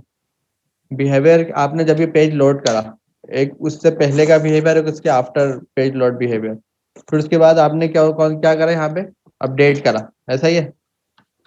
एक ये वाला अपडेट का बिहेवियर। तो कितने बिहेवियर होगा आपके? प्री लोड, आफ्टर लोड और अपडेट। ऐसा ही आपके पास 3 बिहेवियर होगा। प्री लोड हो गया मतलब लोड होने से पहले का बिहेवियर, लोड हो जब लोड होने से चंद सेकंड पहले का, जब आपने यहाँ पे लोड URL एंटर करा और आपका पेज लोड हो रहा है उस वक्त का बिहेवियर, आफ्टर लोड और अपडेट। ऐसा ही है। और अपडेट आपकी क्या हो रही है अभी के केस में? अपडेट क्या है? प्री लोड तो आपको पता होगा, लोड होने से पहले गेट की रिक्वेस्ट ला रहा है, उस पर कुछ डेटा लेके आ रहा है। आफ्टर लोड आपको पता होगा, लोड होने के बाद कोई ऑपरेशन हो रहा होगा, आफ्टर लोड होगा। तो ये अपडेट क्या होगा? अपडेट का ऑपरेशन क्या होगा? ये कब हो रहा है? कोई एक मुझे केस बताएं मेरे, जो आपके सामने स्क्रीन नजर आ रही है, इस पर अपडेट अपडेट क्या हो रहा है? सर जब हम कोई वैल्यू डाल के पोस्ट करेंगे। जी, जब भी आपको वैल्यू डालने हैं तो यहाँ पे कौन सा लाइफ साइकिल है आपके पास? अपडेट का। कुछ अपडेट हो रहा है। तो रिएक्ट ने आपको अगर आप क्लास कंपोनेंट यूज कर रहे होते हैं तो वहाँ पे आपके पास अवेलेबल होते हैं कंपोनेंट डिड माउंट। दिखा देता हूँ react life cycle.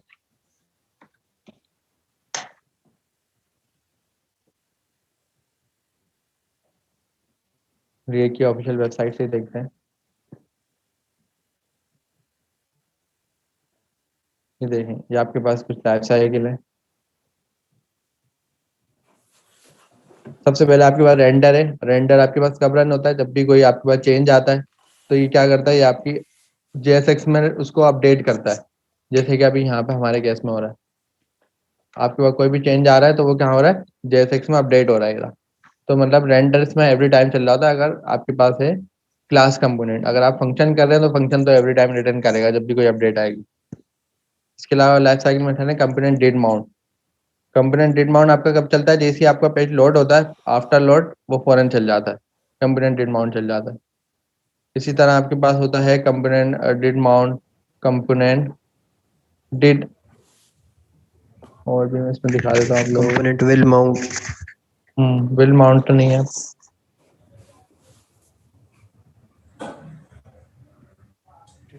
Sir will mount भी होता है, हमने यूज किया है। मैं इसमें और भी दिखा रहा हूँ कंप्लीट इसकी लाइफ साइकिल।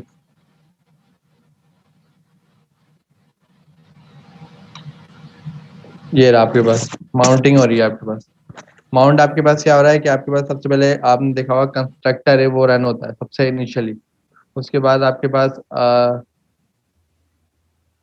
इस तरह का कोई अगर लाइफ साइकिल लगा वो रन होता है, रेंडर रन होता है, कंपोनेंट डिड अपडेट होता है। इसी तरह आपके पास बहुत सारे यहाँ पे केस हैं। ये आप लोग छोटे छोटे प्रैक्टिकल इसके देख लेना, इसलिए मैं आपको वेबसाइट से दिखा रहा हूँ। ये इसके प्रैक्टिकल बने हुए हैं। आप लोग क्या करना है, कंसोल चलाना। ये रहा component did update. Component did update क्या होता है? आपके पास एक लाइफ साइकिल होता है। जैसे आप फंक्शन बना रहे हैं ना यहाँ पे, जैसे आपके पास क्लास फंक्शन में होता है, क्लास कंपोनेंट में होता है। क्लास कंपोनेंट में आपके पास क्या होता है, जैसे आपने देखा कंस्ट्रक्टर आप बनाते हैं, रेंडर रन करते हैं, इस तरह से आपके कुछ बने पहले से बने हुए लाइफ साइकिल्स हैं। जैसे कंपोनेंट डिड अपडेट, ये आप बनाएंगे और उसको कॉल करके यूज करेंगे। ये क्या करेगा, ये आपको कुछ पैरामीटर देगा, previous prop, previous state, snapshot, previous state. ये आपको वो देगा कि जब भी आपका कुछ अपडेट आएगा तो ये चल जाएगा, ये रन हो जाएगा। जैसे कि इन्होंने क्या करा, कंपोनेंट डिड अपडेट चला, कब चला, जैसे कोई पीछे से प्रॉप्स अपडेट हुआ आपका। मतलब आपने देखा है आपके पास वैल्यू प्रॉप्स में भी आ रही होती है, मतलब कोई पेरेंट कंपोनेंट चाइल्ड कंपोनेंट को दे रहा होता है। तो उसने क्या करा है कि जब अपडेट हुआ उसके बिहाफ पे कोई ऑपरेशन रन कर लिया। तो आप यहाँ से ये भी हैंडल कर सकते हैं बहुत इजीली। शुड कंपोनेंट अपडेट बहुत सारे हैं। तो ये आपके पास सब क्लास कंपोनेंट में। अगर आप हैं फंक्शनल कंपोनेंट में तो ये सारी चीज़ आपके पास नहीं है। तो उसको आप कैसे हैंडल करेंगे? आपके पास लाइफ साइकिल में जिस तरह यूज स्टेट यहाँ पे रखा हुआ है, इसी तरह से आपके पास एक और चीज़ अवेलेबल है, वो है यूज इफेक्ट। यूज इफेक्ट ये आपके पास अवेलेबल है लाइफ साइकिल में। रिएक्ट की लाइब्रेरी से आप इसको उठा लेंगे। यहाँ पे मैंने कॉमन लगाया कि इसको कॉपी कर लिया है और यहाँ पे मैं इसको कहीं बनाने जा रहा हूँ। बनाने के लिए मैं क्या करता हूँ, मैं यहाँ पे डायरेक्ट ऊपर ही इसको कॉल कर लेता हूँ। इसको कॉल करने का भी वही तरीका होगा, इसके अंदर एक कॉल बैक जाएगा आपके पास। एरो फंक्शन ले लेते हैं, ठीक है। इसके अंदर कुछ कंसोल कर लेते हैं। कंसोल क्या करते हैं, कब अपडेट हो रहा है, अपडेट, सही है। जब भी ये चलेगा हमें पता लग जाएगा अपडेट का कंसोल चल गया। ये खुद ब खुद चलेगा जैसी कोई अपडेट आएगी। तो चेक करते हैं, कंसोल ओपन कर लेते हैं ब्राउजर का। अभी देखें अपडेट चल गया शुरू में, क्या मतलब ये क्या हुआ, ये कब चला, डिड माउंट, जैसे ही आपका पेज माउंट हुआ, आपका पेज माउंट हुआ तो ये रन हो गया। अभी ये अपडेट पे नहीं चला, अभी किस पे चला है, डेड माउंट, माउंट होने के बाद।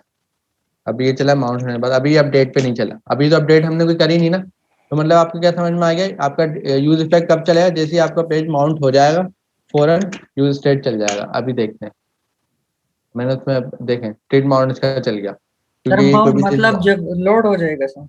जी सही है, आपके पास डिड माउंट इसका चल गया, डिड माउंट का स्टेप चल गया। अब हम देखते हैं अपडेट का केस, दोनों को मैं खाली यूज इफेक्ट लिख लेता हूँ यहाँ ताकि आप कंफ्यूज ना हो। यूज इफेक्ट चला किस पे, डिड माउंट पे। अब मैं कर रहा हूँ कुछ अपडेट, अपडेट देखा भी मैंने करा है, जैसे ही मैं बटन प्रेस करता हूँ यूज इफेक्ट चल गया, मतलब यूज इफेक्ट अब किस पे चला है, अब अपडेट पे चला है। अपडेट पे। तो यूज इफेक्ट आपको दोनों केस देता है, एक डिड माउंट वाला और एक अपडेट वाला। जब आपका अपडेट देखें कितनी सारी बार चल रहा है, तो आप उसको कोई ऑपरेशन करवा सकते हैं। ऑपरेशन क्या, आप बोले जब भी मेरा पेज अपडेट हो तो उस पर ये वाला ऑपरेशन कर दो, जब भी मेरा पेज अपडेट हो उस पर ये ऑपरेशन कर दो। एग्जाम्पल के तौर पर मैं क्या करता हूँ, जब भी मेरा पेज अपडेट हो मैं क्या करूँगा कि डॉक्यूमेंट डॉट टाइटल, टाइटल की वैल्यू मैं कर रहा हूँ जो भी मेरा यहाँ पे नेम है, वेल में इसको थोड़ा नीचे बना देता हूँ, जो भी इसके अंदर मेरा नेम है वो आप वेल डॉट नेम, ये मैंने क्या करा है, जो आपके पास डॉक्यूमेंट के ऊपर टाइटल आ रहा होता है ना, ये रिएक्ट टैब जो लिखा हुआ है, इसको अपडेट करवा देखा मीन हो गया हो। सही है, इस लाइन में मैंने क्या कहा है, जब भी आपके पास कोई अपडेट चले या माउंट हो, आप डॉक्यूमेंट को टाइटल से। अभी इसने क्या करा, अभी अनमाउंट का स्टेप चलाया इसने, अभी इसने कौन सा स्टेप चलाया, अभी डिड माउंट का स्टेप चलाया। डिड माउंट के यूज इफेक्ट ने क्या करा, मेरे पास ये टाइटल अपडेट कर दिया जो भी वेल में इनिशियल वैल्यू रखी हुई थी। सही है, अब तो माउंट खत्म, माउंट हो गया ना, अब तो माउंट नहीं चलेगा, डेट माउंट नहीं चलेगा। अब क्या चलेगा, अब अपडेट।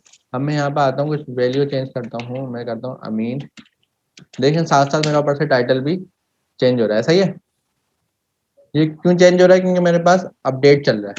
अब यहाँ पे मैंने एक लाइव इसका हुक्स उठा लिया रिएक्ट का यूज इफेक्ट का, और मैंने कहा जब भी अपडेट हो। सर अपडेट कब होगा, जब इवेंट अकर होगा, मतलब जो ऑन चेंज है वो भी एक इवेंट है, जब इवेंट अकर होगा तो वो चलेगा अपडेट। जी, कुछ भी आपकी चेंजेस आ रही हैं तो वो अपडेट चल रहा है। जैसे यहाँ पे मैंने कुछ भी आपकी चेंजेस आ रही हैं तो आपका अपडेट देखें, अपडेट आपका बार बार चल रहा है, वो जाके वैल्यू को अपडेट करे जा रहा है। सही है, आपके पास टाइटल में। सर अभी आपने 3 वो बताए थे, एक तो मतलब डेड माउंट है जो पेज लोड होने से पहले होता है, और एक अपडेट है जो अपडेट करने पड़ता है, और थर्ड वन कौन सा था? मैं एक तो आपका माउंट होता है, पेज माउंट होता है आपका, तो एक माउंट होने से पहले जब माउंट होगा उसको हम कहते हैं विल माउंट। सही है, माउंट होने से पहले चल जाता है माउंट, क्योंकि अभी होगा। एक है आपके पास डेट माउंट, मतलब माउंट हो गया उसके बाद चले, तो ये जो यूज इफेक्ट है ये आपका डेट माउंट पे चलता है। लेकिन यूज इफेक्ट आपका चलता भी है डिड अपडेट, जैसे अपडेट हो जाए उसके बाद चल जाए। सही है, तो अभी हम इससे दोनों से फायदा उठा रहे हैं, अभी हम दोनों से फायदा उठा रहे हैं ना। अब सबसे पहले हमारे इनिशियल वैल्यू अमीन थी, कुछ भी चीज अपडेट हुआ इसमें नहीं हुआ ना, अभी क्या चला, अभी माउंट होने के बाद चला, तो इसने हमें रन कर दिया। अब क्या हुआ, अब अपडेट हुआ, ये अपडेट होने के बाद भी चल गया। इसको हम हैंडल कर सकते हैं, किस तरह से हैंडल कर सकते हैं, आप यहाँ पे आए, इसके अंदर देखा आपने पैरामीटर लिया है क्या, कॉल बैक फंक्शन। सही, आप इसमें 2 पैरामीटर लें, दूसरा पैरामीटर आप ले लें एरे, और पहला पैरामीटर आपको वही कॉल बैक फंक्शन जो था आप वही लिख। सही है, ये आपको क्या करेगा ये देखते हैं, अभी देखें आपको क्या इफेक्ट आया। आपके पास अमीन डायरेक्ट इनिशियलाइज हो गया, अब आप इसमें चेंज करे जा रहे हैं लेकिन वो अपडेट नहीं कर रहा है। सही है, नहीं कर रहा ऊपर अपडेट, बिल्कुल अमीन का अमीन। अभी किस सिनेरियो में चला है, अभी ये सिर्फ डेट माउंट चला है, अपडेट नहीं चला है। सही है, ये देखें मैंने पेज रिफ्रेश करा तो उसका डेट माउंट चल गया, मतलब इसने वैल्यू देखो पर चेंज कर दिया, अमीन कर दिया।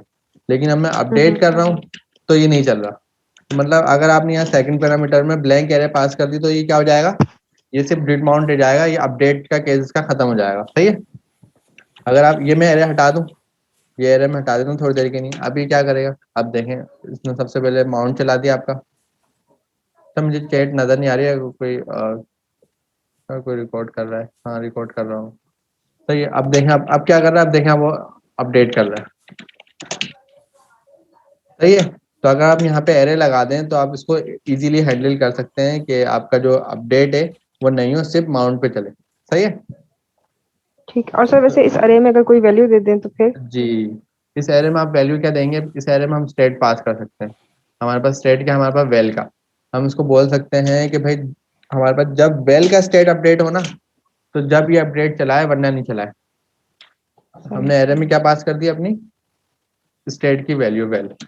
अब देखते हैं अब क्या होता है। सर ये फिर वो विल माउंट वाली हो जाएगी केस? सर फिर दोनों केसेस चलेंगे सर? दोनों कैसे चलेंगी, अब देखें वो ऊपर अपडेट चला रहा है। यहाँ पे आपने क्या कर ली, हैंडलिंग कर ली। पहले आपने हैंडलिंग नहीं करी थी, पहले ये बाय डिफॉल्ट ऑल चला रहा था। मतलब जब भी अपडेट होगा चलेगा। उससे आपका क्या होगा, आपका प्रोसेस हैंग हो सकता है। हैंग कैसे हो सकता है कि आपका यूज इफेक्ट कब चल रहा है, हर अपडेट पर रन हो रहा है। हर अपडेट पे आपकी पेज पे कुछ भी अपडेट होना, ये रन होगा। कुछ भी आप अपडेट कर लें अपने पेज पे, ये रन होगा। और हो सकता है आपका पूरी एप्लीकेशन स्लो कर देगी। अपडेट ये बार बार चलता रहेगा। चलें डेट माउंट तो समझ आता है, वो तो वन टाइम है ना। डेट माउंट तो वन टाइम है, लेकिन डेट अपडेट क्या है, वो थोड़ा सा डेंजर है। वो क्योंकि कुछ भी अपडेट होगा ना, छोटा माइनर सा भी, डेट अपडेट बार बार रन होगा, बार बार रन होगा। आपका वहाँ पूरा प्रोसेस रन हो रहा होगा। आप इसको संभालें कैसे, कंट्रोल कैसे करना। तो आप बोलेंगे भाई डेट अपडेट को आप क्लोज कर दो, इसको रखो ही नहीं, सिर्फ डेट माउंट हो। क्योंकि जब पेज लोड होगा, माउंट होगा, तो आपका इवेंट चल जाएगा। तो हम क्या करते हैं, उसके लिए एरे लगा देते हैं। लेकिन अगर कोई केस हो, हमारे पास कोई अपडेट है, हम चाहते हैं भाई हमें अपडेट पे भी चलाना, तो हम क्या करें, तो उस एरे में आप वो स्टेट पास कर दो जिसकी आपको अपडेट चाहिए। जैसे मैंने वेल की स्टेट पास कर दी। अभी क्या करेगा, अभी यूज इफेक्ट कब चलेगा, सिर्फ माउंट पे, सिर्फ माउंट होने के बाद। अपडेट सिर्फ चलाएगा किसके लिए, वेल के लिए। बाकी के लिए अपडेट नहीं चलाएगा। बाकी किसी के लिए भी अपडेट नहीं चलाएगा, सिर्फ वेल के नहीं चलाएगा। ठीक है, समझ आ गया वेल आपको? में चेंज हो गए सब तभी चलेगा? सिर्फ जब अपडेट चलेगा, जब वेल में चेंज होगा। जब इसके अलावा कहीं और चेंज होगा तो इसको उससे कुछ नहीं लेना। सही है। सर वैसे कोई रियल टाइम एग्जांपल के साथ इसको एसोसिएट करके बताएं थोड़ा। जैसे कि मतलब एक ये बात समझ तो आ गई है कि जब जब मतलब पेज अपडेट हो रहा है तो उसको हम उससे बचाने के लिए वैल्यू को वो कर रहे हैं। लेकिन फॉर एग्जांपल जैसे हम कोई इनपुट फॉर्म लेते हैं, जैसे आपकी टू डू ऐप थी, उसमें कैसे इसको हम इनकॉर्पोरेट करेंगे? एग्जाम्पल ले लेते हैं, हम प्रॉप से ले लेते हैं। मैं यहाँ पे कुछ टू डूज के नाम का बनाता हूँ, टू डूज। और यहाँ पे एक इंडेक्स डॉट HTML बनाते हैं। यहाँ पे एक फंक्शन बनाते हैं।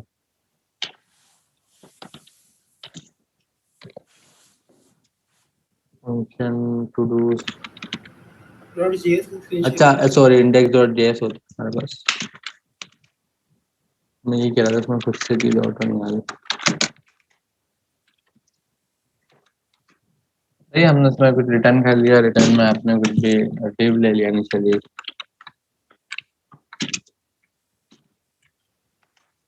और यहाँ पे एक्सपोर्ट कर दिया।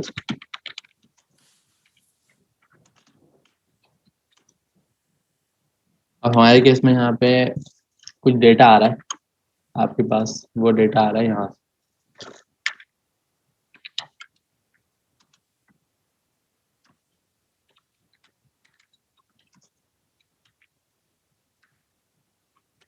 से डेटा आ रहा है कोई भी, और यहाँ पे थोड़ी देर के लिए सारी चीजें मिटा देते हैं, इसकी हमें अभी जरूरत नहीं है। या इसको थोड़ा सा ठीक कर लेते हैं।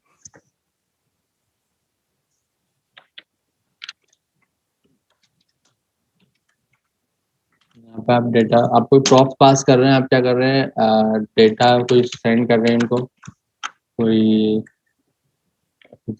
आईडी और कोई नेम।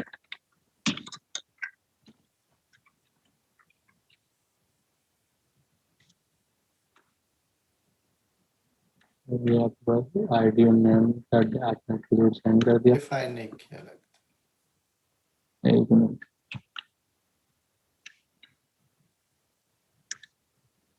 अच्छा हाँ, ऑब्जेक्ट हम डबल लगाएंगे ना। एक हमें कर्ली ब्रेसेस लगाना है अपना डायनेमिक का, और एक लगाना है ऑब्जेक्ट का। ठीक है, दो लगाते हैं।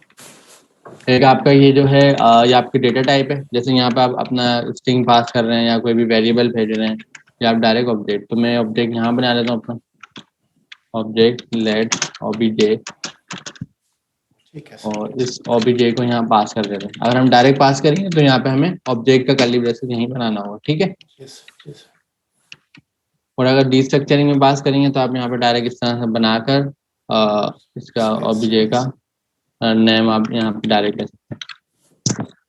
तो ये अभी आपने ऑब्जेक्ट पास कर दिया यहाँ पर, और ऑब्जेक्ट का डेटा भी यहाँ पे चली गया। अभी ये केस में सारी चीज़ें मिटा देते हैं।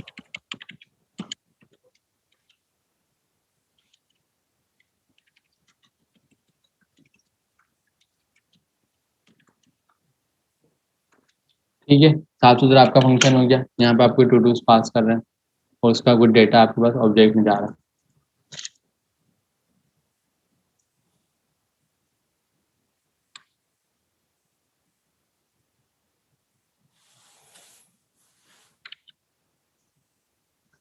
इस टू डूज में वो डेटा आ रहा होगा प्रॉप्स पे, और प्रॉप्स में आपके पास आ रहा होगा वो props dot data dot ID।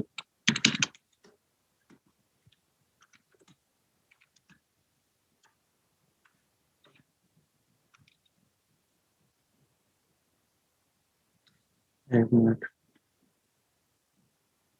Semicolon export.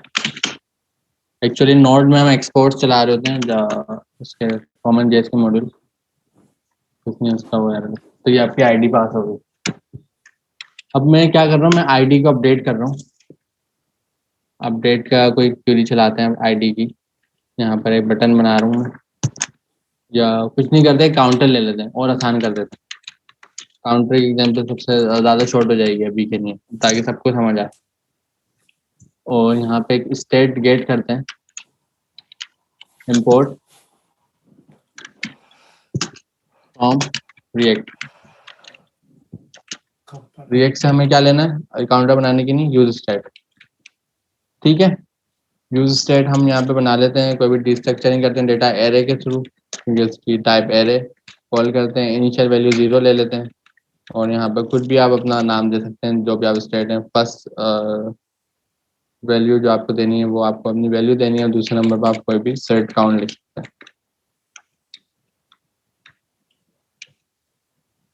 और ओबीजे के बजाय यहाँ पर काउंट पास कर देते हैं।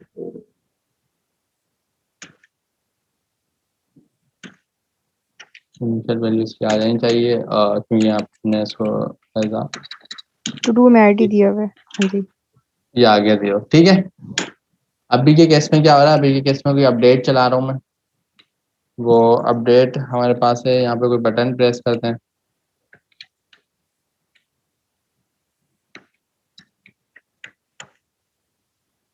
और बटन में आप काउंटर अपडेट,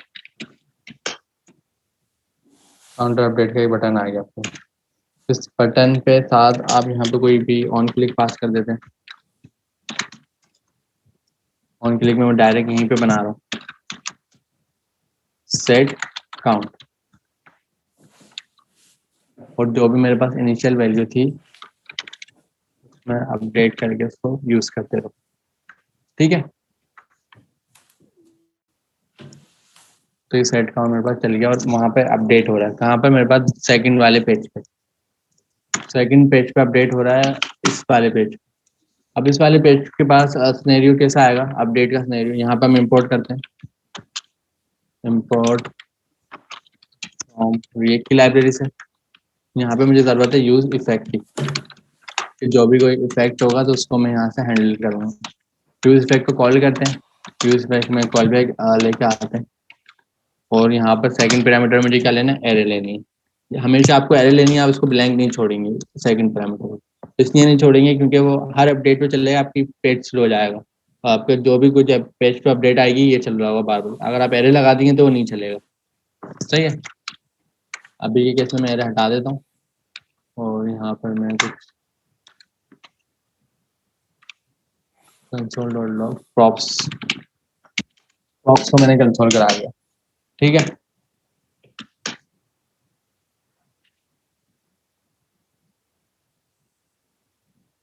अभी यहाँ पे हमारे पास ऑब्जेक्ट आ गया माउंट के थ्रू। यहाँ पे कुछ प्रॉप्स ले लेते हैं रिप्रेजेंट करने के लिए, यही वाला हमारा। ये देखें अभी डेटा आ गया प्रॉप्स के थ्रू, किस में आया, ये स्पेशल आया जैसे आपका पेज माउंट हुआ। अगेन से आपने काउंटर अपडेट करा, अभी कब आ रहा है, अभी अपडेट पे आ रहा है।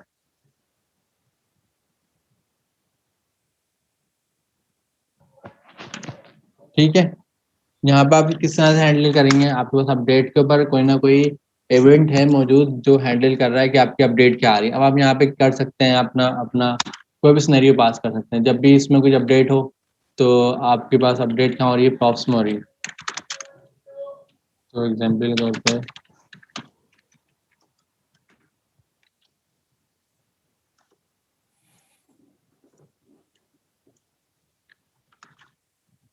मैं यहाँ पे एरर हटा देता हूँ। ये देखें मैंने यहाँ पे ब्लैंक एरे लगा दी, तो मैंने यहाँ पे हैंडल कर लिया कि मेरे पास अपडेट नहीं चलेगा, सिर्फ डेट माउंट चलेगा। अब देखें कंसोल उसका रिटर्न होगा ही नहीं, वन टाइम चला, हर बार वो काउंट हो रहा है। लेकिन अगर मैंने यहाँ पे मुझे बताया कि मेरे पास प्रॉप्स आ रहा है, अपडेट जो वैल्यू हो रही है आपको यहाँ बता दें, मेरे पास प्रॉप्स में अपडेट आ रही है, प्रॉप्स के डेटे में अपडेट आ रही है, तो ये चले। अब देखें प्रॉप्स का डेटा जब अपडेट होगा जब वो चलेगा, और बाकी कुछ अपडेट होगा तो वो नहीं चलेगा। अब यहाँ के सिनेरियो में हम ऑपरेशन रख लेते हैं कोई एग्जाम्पल के तौर पर। यहाँ पे हम रख लेते हैं कोई डेटा ऐड कर लेते हैं। यहाँ पे एक यहाँ भी स्टेट बनाते हैं, यूज स्टेट, और यूज स्टेट को क्रिएट करते हैं।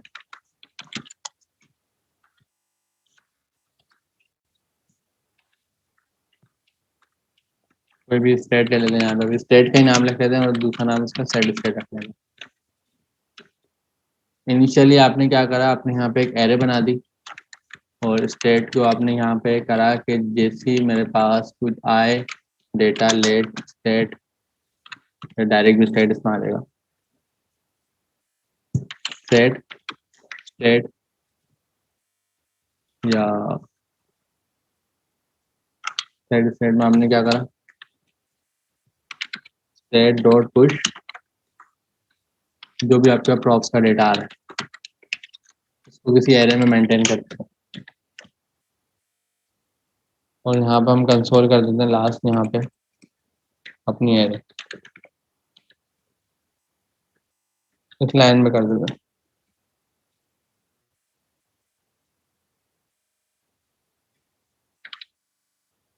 आपने अपना स्टेट कंसोल कर लिया, यहाँ पे एक बना लेते हैं स्टेट के नाम से।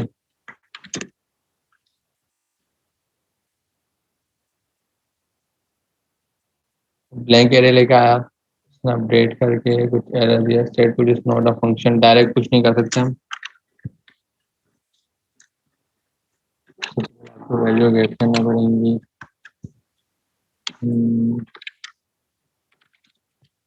स्टेट कंसोल के स्टेप के साथ चलाते हैं। ये आपके पास स्टेट आ गया, स्टेट को मैं दिखाया तो ये एक एरे आएगी।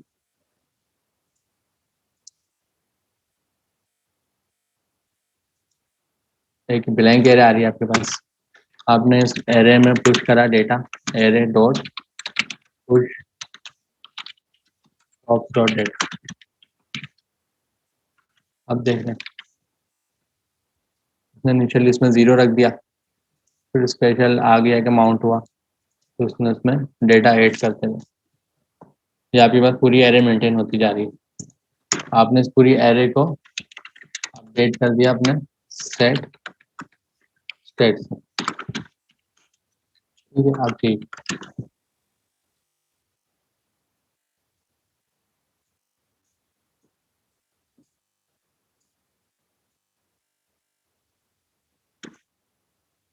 आपके पास सेट स्टेट अपडेट हो गया, और यहाँ पे स्टेट भी कवर हो गया आपके पास। आपने क्या करना है, इस कवर कोई मैप चला दिया यहाँ पे।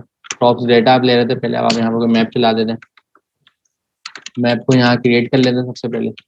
लेट डेटा, डेटा आपके पास क्या है, props dot data dot map, यही है। इसमें आप क्या लेते हैं, कॉल बैक लेते हैं और यहाँ पे आप करते हैं रिटर्न।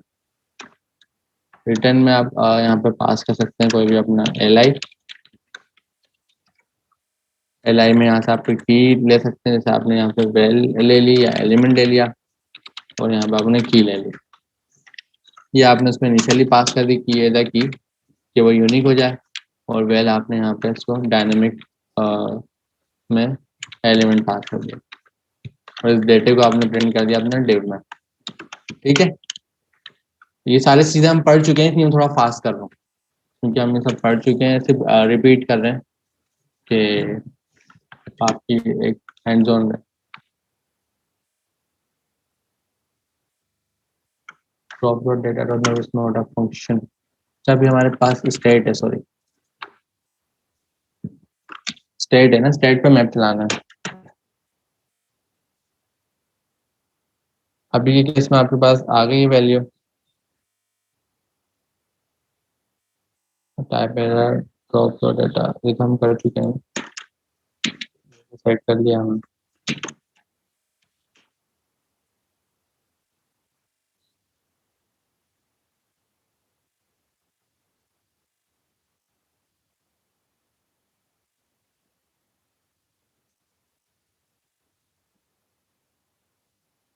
देखें ऐड होता जा रहा है, जितने ज़्यादा हम उसको अपडेट कर रहे हैं वो एक एरे बन के आपके पास ऐड होता जा रहा है।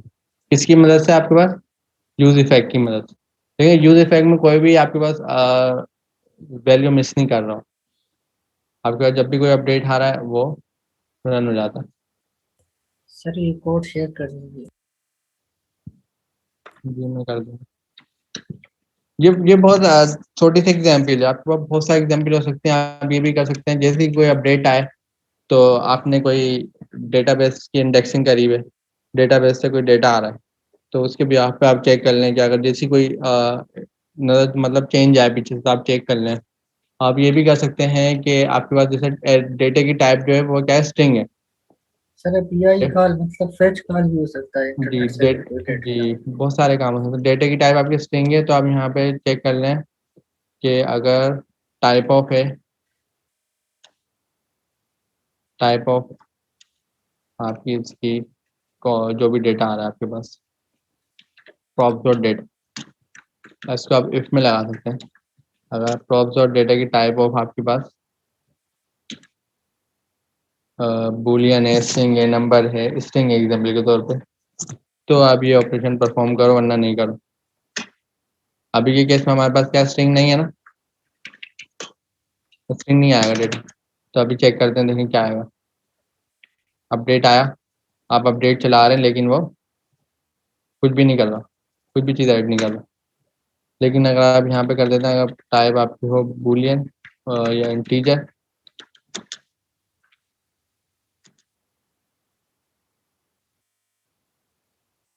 नंबर हो नंबर, तो देखें इसने कर दिया। सही है, जैसे कोई ऐसा डेटा आएगा जो स्ट्रिंग होगा या कोई और होगा तो नहीं करेगा। आपने यहाँ पे सिनेरियो भी लगा दिया। तो इस तरह की बहुत एग्जांपल्स हो सकती हैं। आपका यूज इफेक्ट आपको समझ तो आ गया होगा। देखें हर बार आपको एरे जरूर पास करना है, यूज स्टेट आपको कभी भी इस तरह नहीं लगाना, ये आपकी एप्लीकेशन स्लो कर देगा और बहुत ज़्यादा डेंजर है ये। आपको या तो अगर कुछ नहीं देना आपको, आप इसको डिड माउंट पे चलाएं और यहाँ पे ब्लैंक एरे दे दें, और कोई चीज़ आपको अपडेट पे चलानी है वो आप एरे में पास कर दें कि भाई जब भी कोई प्रॉप्स में अपडेट आए तो ये चले वरना नहीं चले, जब भी कोई स्टेट में अपडेट आए तो ये चले ना चले, जब भी कोई इस क्यूरी में चेंज आए तो ये चले वरना नहीं चले। यहाँ पे आप पूरा डेटे का पूरा रिलेशन पास कर सकते हैं, props dot data dot something slash something, पूरा आप रेफरेंस पास कर सकते हैं। जैसे ही इसमें कोई चेंज आएगा तो ये चलेगा वरना अपडेट नहीं चलेगा आपका। So technically, use effect you can simply use when you want to check some kind of any situation for a while, right? ऐसा ही है। अच्छा, यूज स्टेट का भी कवर हो गया। स्टेट आप मल्टीपल बना सकते हैं क्योंकि आप डिस्ट्रक्चरिंग करके ला रहे हैं यहाँ पे। आप यहाँ पे मल्टीपल स्टेट बनाए, जितने चाहे बना सकते हैं, नाम चेंज कर लें बस। जैसे इसका नाम रख लें इज स्टेट और इस सेट इज स्टेट, मतलब कुछ भी आप नाम रख लें, नाम चेंज करके कन्वेंशनली आप इसको जितने चाहे बना सकते हैं। फायदा क्या होगा, आपका डेटा सेट अलग अलग हो जाएगा, आपको मल्टीपल डेटा सेट हो जाएंगे जो ज़्यादा स्टेट हैंडल हो रहे हैं। अब क्लास कंपोनेंट में आपके पास ऐसा नहीं होता था। क्लास कंपोनेंट में आपके पास डेटा सेट हैंडल होते थे सिंगल स्टेट से। यहाँ पे आपका मल्टीपल डेटा सेट हैंडल हो जाएंगे। एग्जाम्पल के तौर पे एक डेटा सेट एरे का बन रहा है, एक डेटा सेट स्ट्रिंग का जा रहा है, एक डेटा सेट ऑब्जेक्ट का चल रहा है, सब अलग अलग चल रहे हैं। आप गेट करेंगे वैल्यू इज स्टेट तो आपके पास पूरा डेटा सेट आएगा, आपको जहाँ भेजना है उसको भेजिए।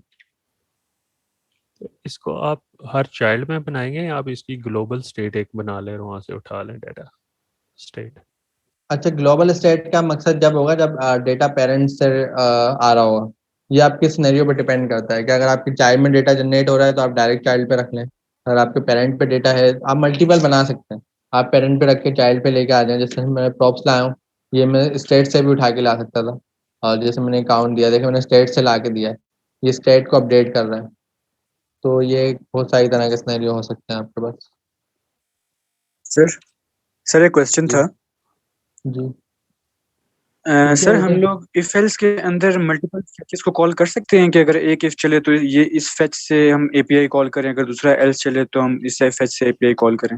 इफ एल्स में तो आप कुछ भी कर सकते हैं, आपकी कंडीशन आ गई ना। देखिए अभी मैंने नंबर की कंडीशन लगा दी थी, कोई भी कंडीशन ले सकते हैं।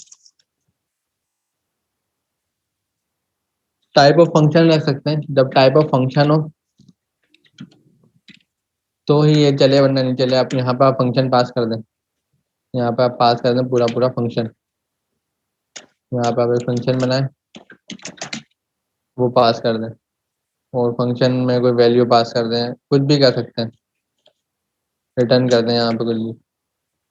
तो यहाँ पे चेक करें टाइप ऑफ, जब फंक्शन हो जब भी वो चले, वरना नहीं चले। तो यहाँ पे ये भी हो सकता है।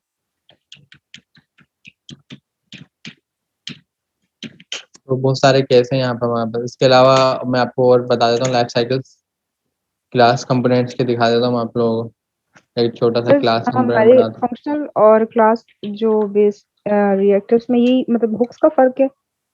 नहीं नहीं, हुक्स का फर्क नहीं है। आपके पास एक्चुअली रिएक्ट के जो कंपोनेंट्स हैं वो सारे क्लास बेस्ड कंपोनेंट हैं। उसमें लाइफ साइकिल मौजूद हैं, सारी चीज़ें पहले से बनी हुई मौजूद हैं। फंक्शन जो आप यूज करते हैं वो स्टेट लेस करते हैं, और क्लास जो करते थे आप स्टेट फुल। ये पहले ऐसा एक ये वाली कन्वेंशन फॉलो होती थी कि क्लास कंपोनेंट जब बनाते थे जब आपकी कोई लॉजिकल चीज़ें चल रही हो, डेटा आ रहा हो, लाइफ साइकिल्स हो आपके पास, अपडेट के, माउंट के, रिमूव के, तो आप उसके बिहाफ पे अपने ऑपरेशन करवा रहे हो। फ्रंट एंड पे हैंडलिंग इसी को कहते हैं, लाइफ साइकिल की हैंडलिंग हो। लेकिन फंक्शन में आप क्या करते थे, सारा स्टैटिक डेटा रखते थे, क्योंकि इस फंक्शन में कोई चीज़ ही नहीं थी, सिर्फ फंक्शन रन होता था और उसमें बस रिटर्न कर दो, कोई मेथड पास करना था वो कर दो, प्रॉप्स पास हो जाते थे एज अ पैरामीटर, और ज़्यादा चीज़ें नहीं थी फंक्शन में, स्टेट भी नहीं थे। तो रिएक्ट हुक्स ने प्रोवाइड करा है कि आप फंक्शनल कंपोनेंट में स्टेट बना लो। अब फंक्शनल कंपोनेंट का फायदा क्लास कंपोनेंट से ज़्यादा है। क्लास कंपोनेंट कॉम्प्लेक्स है, फंक्शनल कंपोनेंट कॉम्प्लेक्स नहीं है, काफ़ी ईजी है। कोडिंग आर्किटेक्चर के हिसाब से फंक्शनल प्रोग्रामिंग को ज़्यादा सपोर्ट किया जाता है अगर आप रिएक्ट को यूज़ कर रहे हैं, और जावास्क्रिप्ट पे यूज़ कर रहे हैं तो फंक्शनल प्रोग्रामिंग सपोर्ट करी जाती है बनस्बत to object oriented programming language. ठीक, थैंक यू। ठीक है, तो फंक्शन में आपके पास यहाँ पे अवेलेबिलिटी है कि आपके पास स्टेट मौजूद है, स्टेट मौजूद है, हुक्स भी आ गए आपके पास, रिड्यूसर भी मैं आप लोगों को दिखा देता हूँ। उससे पहले मैं क्लास बना लेता हूँ। अच्छा, क्लास में आपके पास क्या होता है कि आपके पास कोई ना कोई चीज़ एक्सटेंस हो रही होती है। तो मैं यहाँ पे कुछ भी रख लेता नाम, इसका भी नाम मैं टूडूस ही रख रहा हूँ। यहाँ पे आपके पास कोई ना चीज़ एक्सटेंस हो रही होती है। एक्सटेंस क्या करता है, कोई भी पेरेंट से इनहेरिटेंस करके लाता है।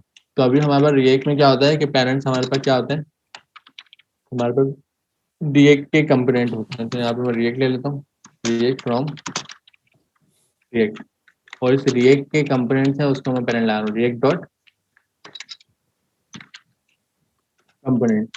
डायरेक्ट इसको डिस्ट्रक्चरिंग करके ला सकते हैं, यहाँ पे कॉमा लगाएं और यहाँ पर कंपोनेंट डायरेक्ट लिया है तो डिस्ट्रक्चरिंग करके ये आ जाएगा। इसमें आपके पास रेंडर होता है, रेंडर आपके पास एवरी टाइम चलता है, जैसे आपके पास कोई नया चेंज आता है रेंडर आपके पास चलता है। रेंडर में जब भी आप कोई JSX पास करते हैं तो इसको आपको पास करनी होती है रिटर्न में, ताकि जहाँ पे ये यूज़ हो रहा है वहाँ पे इसको रिटर्न मिल जाए और इसमें रिटर्न में ही JSX का यूज़ होता है। इसको एक्सपोर्ट डिफॉल्ट कर देते हैं। अच्छा, डिफॉल्ट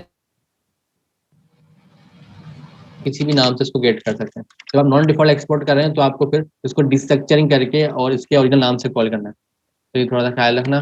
डिफॉल्ट एक्सपोर्ट अगर कर रहे हो तो किसी भी नाम से गेट हो जाए, क्योंकि वो डिफॉल्ट एक्सपोर्ट एक JS की फाइल में एक ही हो सकता है, लेकिन नॉन डिफॉल्ट एक्सपोर्ट आप मल्टीपल कर सकते हैं। एग्जाम्पल के तौर पर यहाँ मैंने टू डूज बनाया, यहाँ पे मैंने टू डूज सूची बनाया, लिस्ट बनाया।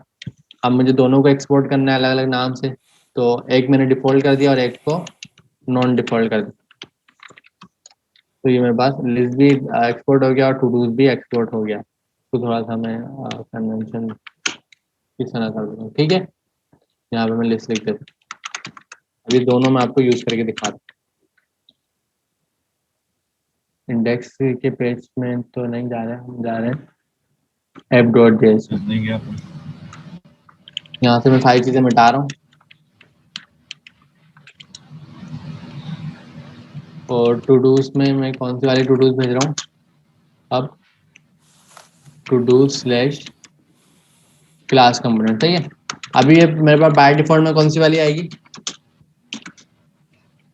दोनों में से लिस्ट आएगा या टू डूज आएगी, क्योंकि मैंने इसको डिफॉल्ट एक्सपोर्ट करा हुआ। अभी देखें आप, टू डूज आ गया। अगर मुझे लिस्ट वाली इंपोर्ट करनी है मैं क्या करूँगा, यहाँ पे कर्ली ब्रेसेस बनाऊंगा और इसको डिस्ट्रक्चर करके, या तो मैं डायरेक्ट टू डूज डॉट करके भी इसको ले सकता हूँ, सही है।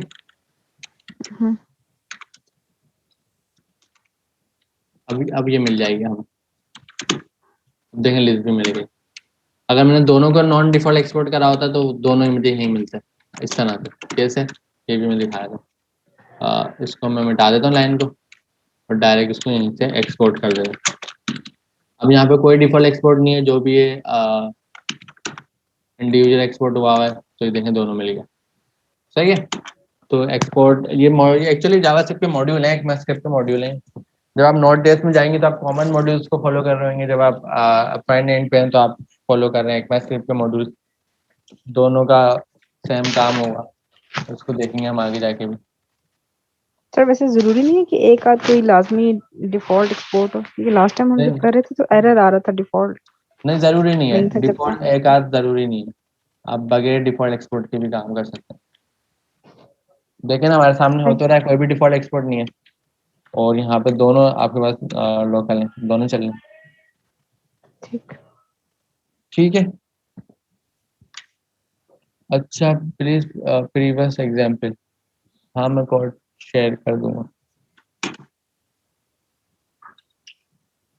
आपके पास। अब एक और मैं दिखाने जा रहा हूँ, क्लास कंपोनेंट। अच्छा, क्लास कंपोनेंट ऑब्सोलीट हो चुके हैं, लेकिन अगर आप किसी बड़ी एप्लीकेशन पे काम करने जाएंगे वो बनी हुई है, अगर उसमें क्लास कंपोनेंट यूज हो रहे हैं तो आपको पता होना जरूरी है कि वो किस तरह से हो रहे हैं, कैसे चल रहे हैं। तो इसलिए मैं आपको बता रहा हूँ। ये सब हम मिटा देते हैं, थोड़ा सिंपल कर देते हैं। इसमें हमारे पास मौजूद है कंपोनेंट डेट माउंट। अब मैं यहाँ पे सब जगह आपको कंसोल प्रिंट करके दिखाऊंगा कौन सा कब चल रहा है, कौन सा कब चल रहा है। लाइफ साइकिल नहीं, आपके पास रेंडर का है, रेंडर में आपके पास रेंडर रन हो गया। आपके पास यहाँ पे कंस्ट्रक्टर है जो बाय डिफॉल्ट लगा होता है, अगर नहीं भी लगाया सही है तो कंस्ट्रक्टर को मैं यहाँ कॉल कर देता हूँ, सही है। अभी देखते हैं कौन सा पहले नंबर पे चलता है। अच्छा, एरर पता है क्यों आ रहा है, इसलिए क्योंकि सब हमने मिटा दिया, सिंपल कर दिया। Must call super constructor. देखें ये एरर देता है कि आपको कंस्ट्रक्टर में सुपर कॉल करना जरूरी है, या तो ये बाय डिफॉल्ट खुद लगा रहा होता है, अगर आप खुद लगाएं तो फिर आपको इसको बताना जरूरी है।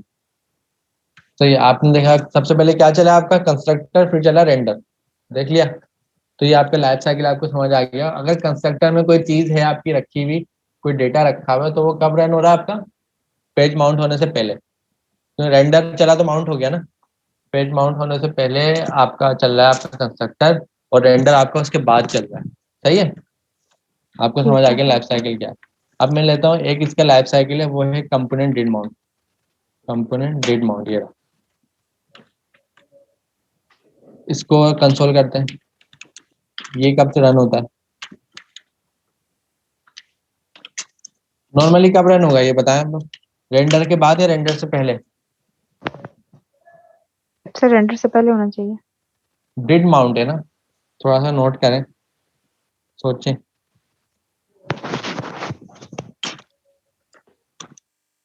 मैं रिफ्रेश कर, वो खुद ही चल गया। डिड माउंट है, माउंट होने के बाद। थोड़ा सा चीज को नोट करें, डिड माउंट का मतलब माउंट होने के बाद। तो आपके पास अगर कोई ऑपरेशन हो, आप एग्जांपल दे रहा हूँ, मैं एग्जांपल दे रहा हूँ छोटी सी। आप डेटाबेस से डेटा मंगवा रहे हैं, सही है, और डेटा आपकी ठीक। वेबसाइट पर शो हो रहा है। वो डेटा आने में लगाएगा टाइम। हो सकता है जब तक वो डेटा आए जब तक आपका पेज रेंडर हो चुका हो। पॉसिबल है? नहीं सर, मतलब अगर पॉसिबल डेटा है ही ना? रेंडर करवाना है तो। नहीं तो हो सकता है पेज रेंडर हो गया और डेटा नहीं पहुंचा अभी तक। ऐसा हो सकता है ना, डेटा तो आने में टाइम लगा रहा है। पेज तो रिलोड हुआ, उसको डेटा मिला नहीं मिला तो चल जाएगा। ऐसा ही है ना? Yes sir. तो मतलब रेंडर आपका चल गया। अब एग्जाम्पल क्या है? एग्जाम्पल मैं ये दे रहा हूँ कि आपका डेटा आ रहा है, अभी पहुंचा नहीं है, और रेंडर आपका चल गया। तो आप कैसे मैनेज करेंगे अपना लाइफ साइकिल? क्या आपको पेज दोबारा रिफ्रेश करेंगे आप? बगैर पेज रिफ्रेश के आपको क्या लाइफ साइकिल होगा? आपके पास कोई ऐसा इवेंट होगा, ऐसा कंपोनेंट होगा जो चल रहा होगा डिड माउंट। मतलब रेंडर अगर चल भी गया तो कोई बात नहीं, उसके बाद भी वो रन होगा। तो एग्जाम्पल के तौर पर अगर आपको डेटाबेस की क्वेरी कॉल कर रहे हैं तो आप कहाँ कॉल करेंगे? वो हमेशा डिड माउंट में। आप बोलेंगे भाई ये एसक्यूएल डॉट क्यूरी मैं डिड माउंट में कॉल करूंगा। मैं आपसे सवाल पूछूंगा भाई डिड माउंट में क्यों कॉल करोगे? आप क्या बोलोगे? फिर ताकि अगर रेंडर चल भी जाए तो मुझे कोई मसला ना हो, ये अपना डेटा प्रिंट कर दे। ये देखें ये कैसे करेगा, एग्जाम्पल दे देते हैं थोड़ी सी। एक स्टेट बना देते हैं यहाँ पे, सही है, एक स्टेट बना देते हैं। स्टेट में कोई भी मैं यहाँ पे की रख देता हूँ, यहाँ पे एक वैल्यू ले लेते हैं और इसको की को यहाँ पे अपडेट करते हैं डिड माउंट में, सही है। Set state this dot set state आएगा हमारे पास, और यहाँ पे आपके पास की आ जाएगी। की में मैंने यहाँ पे क्या डाल दिया, कोई भी नेम डाल दिया, सही है। अब हमारे केस में क्या चल रहा है? रेंडर होने के बाद कुछ ऑपरेशन करवाने जा रहा हूँ, और यहाँ पर मैं इसको देखते हैं अब क्या होता है। अभी तो डिड माउंट खाली देखा था ना अपना, डिड माउंट फुल हुआ हुआ देखें। ये देखें क्या क्या चला आपके पास। सबसे पहले कंस्ट्रक्टर चला, फिर रेंडर चला, फिर रेंडर चला। डिड माउंट में हमने कोई कंसोल नहीं रखा हुआ, क्यों नजर नहीं आया। रेंडर देखें ना 2 बार चल रहा है, फिर किसी ने नोट करा रेंडर 2 बार चल रहा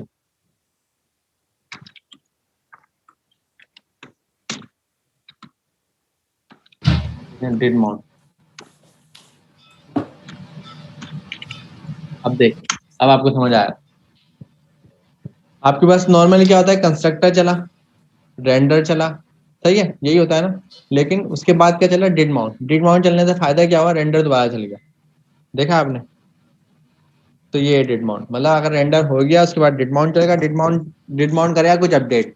रेंडर क्या करता है? जैसे कोई चेंज आता है रेंडर फौरन रेंडर कर देता है, रेंडर दोबारा चल गया। अगर कन्वेंशन ये है कि आपका पेज लोड हो गया, रेंडर हो गया, और उसके बाद डेटा आ रहा है, तो आपने डिड माउंट में कॉल करना है। डिड माउंट में कॉल करने से क्या फायदा होगा? दोबारा से वो रेंडर हो जाएगा, सही है। तो ये और प्रोमिसेस जो है वो थोड़ी डिफरेंट चीज है, क्योंकि प्रोमिसेस में भी ऐसा होता है ना कि हम वेट करते हैं जब तक डेटा आए तो फिर उसको वो प्रिंट करते हैं। प्रोमिस तो रियल टाइम हैंडलिंग हो गई ना, ये तो लाइफ साइकिल हैंडलिंग होगी फ्रंट एंड पे। अच्छा सही है। ये लाइफ साइकिल हो गई कि आपका पेज का लाइफ साइकिल क्या है। After render, pre render, promise से डेटा आ गया, वो भी टाइम तो लगाएगा ना, लेकिन आपके रेंडर बिल्कुल। को कैसे संभालना है आपको? आपका रेंडर चल गया, अच्छा एक केस है कि प्रॉमिस से डेटा आने में टाइम लगा रहा है, आपने प्रॉमिस लगा दिया, वेटिंग कर ली, अवेट लगा दिया। अब डेटा जब तक जी आया जब तक ये रेंडर चल चुका था, तो उसके बाद आप क्या करें? पेज को रिफ्रेश करना होगा ना, इसके अलावा तो ऑप्शन ही नहीं है। पेज रिफ्रेश करो अभी डेटा आएगा। आप क्या करेंगे? ठीक है। बगैर पेज रिफ्रेश के लाइफ साइकिल की मदद से डिड माउंट आपको पता है कब चलेगा? रेंडर के बाद, क्योंकि आपको पता है रेंडर चल गया, फिर डिड माउंट चले, डिड माउंट दोबारा रेंडर कॉल करेगा, डेटा आपका प्रिंट हो जाएगा। ठीक है। यही केस आपका कहाँ पर था? यूज इफेक्ट में। यूज इफेक्ट में डिड माउंट चल रहा था। अगर आप फंक्शनल कंपोनेंट में तो आप इसकी जगह क्या यूज करेंगे? Use effect. अभी हम अपडेट पे नहीं आए। अब आपने अपडेट तो आपको बहुत बेड प्रैक्टिस है यूज इफेक्ट में। कि अपडेट आपने डायरेक्ट करा हुआ, अपडेट आप हमेशा एरे में पास करके करना है ताकि वो आपकी एप्लीकेशन पे इफेक्ट ना आए। अच्छा डेट माउंट हो गया, इसी तरह एक और मौजूद है यहाँ पर जी। विल माउंट इसलिए बता दें थोड़ा जी। सर, विल माउंट का भी थोड़ा बता दें। डेट माउंट है पेज रेंडर होने के बाद चलता है, विल माउंट पहले चल जाता है क्या? जी विल माउंट पहले चल जाता है, विल माउंट भी मतलब। अच्छा ये सारे लाइफ साइकिल है, ये आप हैंडलिंग कब करेंगे जब आपके पास केस आएंगे मल्टीपल कंपोनेंट विल। अच्छा विल माउंट जो है वो डेप्रिकेटेड हो चुका है, देखेंगे ना ये खुद बता रहा है विल माउंट डेप्रिकेट हो चुका है, विल माउंट की जरूरत नहीं है हमें।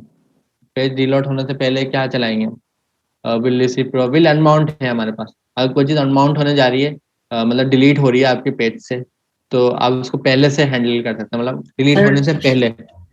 सर डेट माउंट से पहले कंस्ट्रक्टर कॉल करना तो जरूरी नहीं है ना, वो तो डिफॉल्ट है।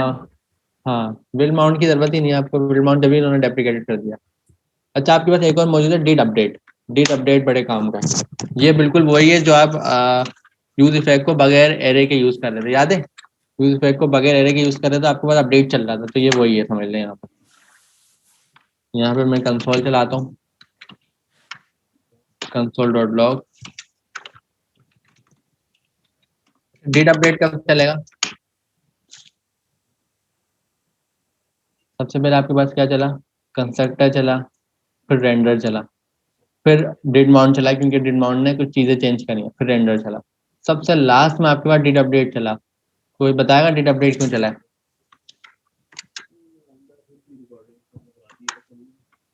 मैं यहाँ पे आता हूँ और इस सेट स्टेट को कमिट कर देता हूँ। अब देख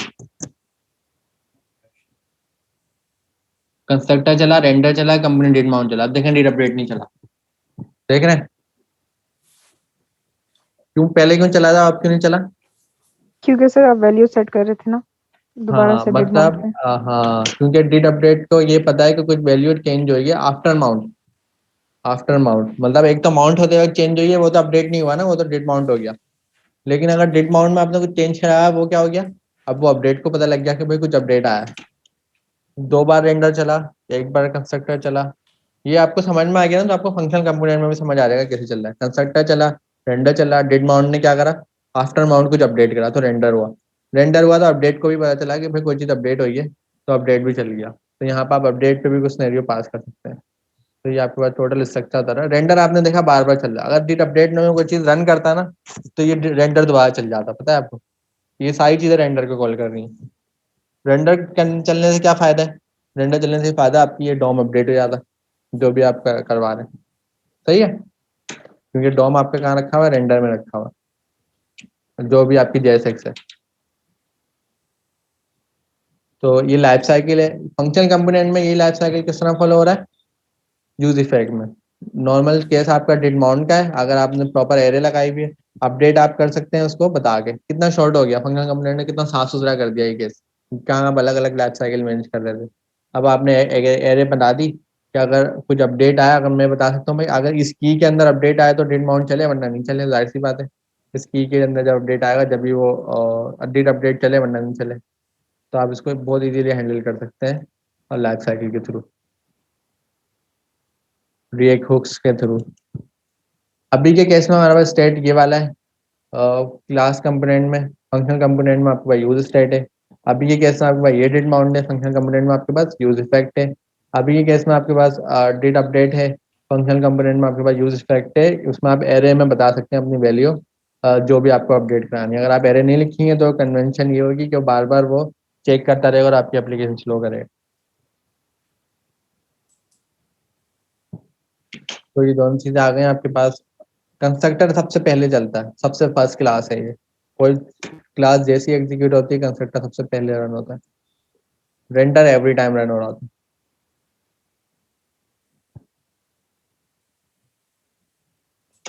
अच्छा ये वाला केस तो आपका हो गया डन। अब मैं आप लोगों को डॉक्यूमेंटेशन से आपको हेल्प करूंगा कि डॉक्यूमेंटेशन पे जाएं और साथ जितने भी रिएक्ट के लाइफ साइकिल है ना उसको एटलीस्ट एक बार टेस्ट कर लें। कुछ डेप्रिकेटेड होगा उसको छोड़ दें, जैसे get derived state from props, ये बड़े काम का है, ये बहुत आपको यूज होगा। अच्छा ये यूज करने के लिए आपको स्टैटिक लगा के यूज करना होता है। स्टैटिक मैं आपको चला के दिखा दूँ। स्टैटिक, अच्छा ये था पहले कंपोनेंट डिट अपडेट, इस तरह का कुछ था, मैं बताया तो नाम। कंपोनेंट विल रिसीव प्रॉप्स, पहले किस नाम का होता था, कंपोनेंट विल रिसीव प्रॉप्स और कंपोनेंट विल रिसीव प्रॉप्स, इस नाम से एक आपके पास लाइफ साइकिल होता था पहले। इसको जो ना डेप्रिकेट कर दिया, उसकी जगह उन्होंने बनाया है गेट ड्राइव स्टेट फ्रॉम, मैं यहीं से कॉपी कर लेता हूँ, get derived state from props. ये क्या करेगा, ये आपका जब चलेगा, जब इसके अंदर दो पैरामीटर है, पहला प्रॉप्स है, दूसरा स्टेट है। जैसे आपके एलिमेंट को, मतलब आपके इस मतलब पेज को, इस कंपोनेंट को कोई भी प्रॉप्स पास होगा ना, तो वो इसको मिल जाएगा, प्रॉप्स डॉट करके आप इसमें गेट कर सकते हैं। जैसे इसको कोई स्टेट पास होगा तो उसमें मिल जाएगा, स्टेट डॉट करके आप उसको गेट कर सकते हैं। और ये चलेगा भी, जब भी कोई प्रॉप्स चेंज होगा, कोई स्टेट चेंज होगा, get derived state from props run हो जाएगा और उसके पैरामीटर में वो डेटा भी आ जाएगा। स्टेट जैसी कोई अपडेट होगा, get derived state from props run हो जाएगा और उसके पैरामीटर में वो स्टेट भी आ जाएगा।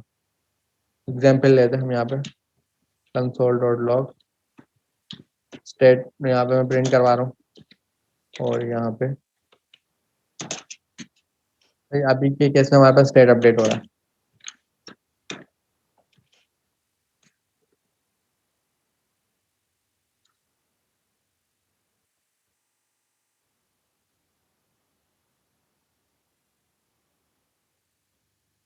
ये देखें,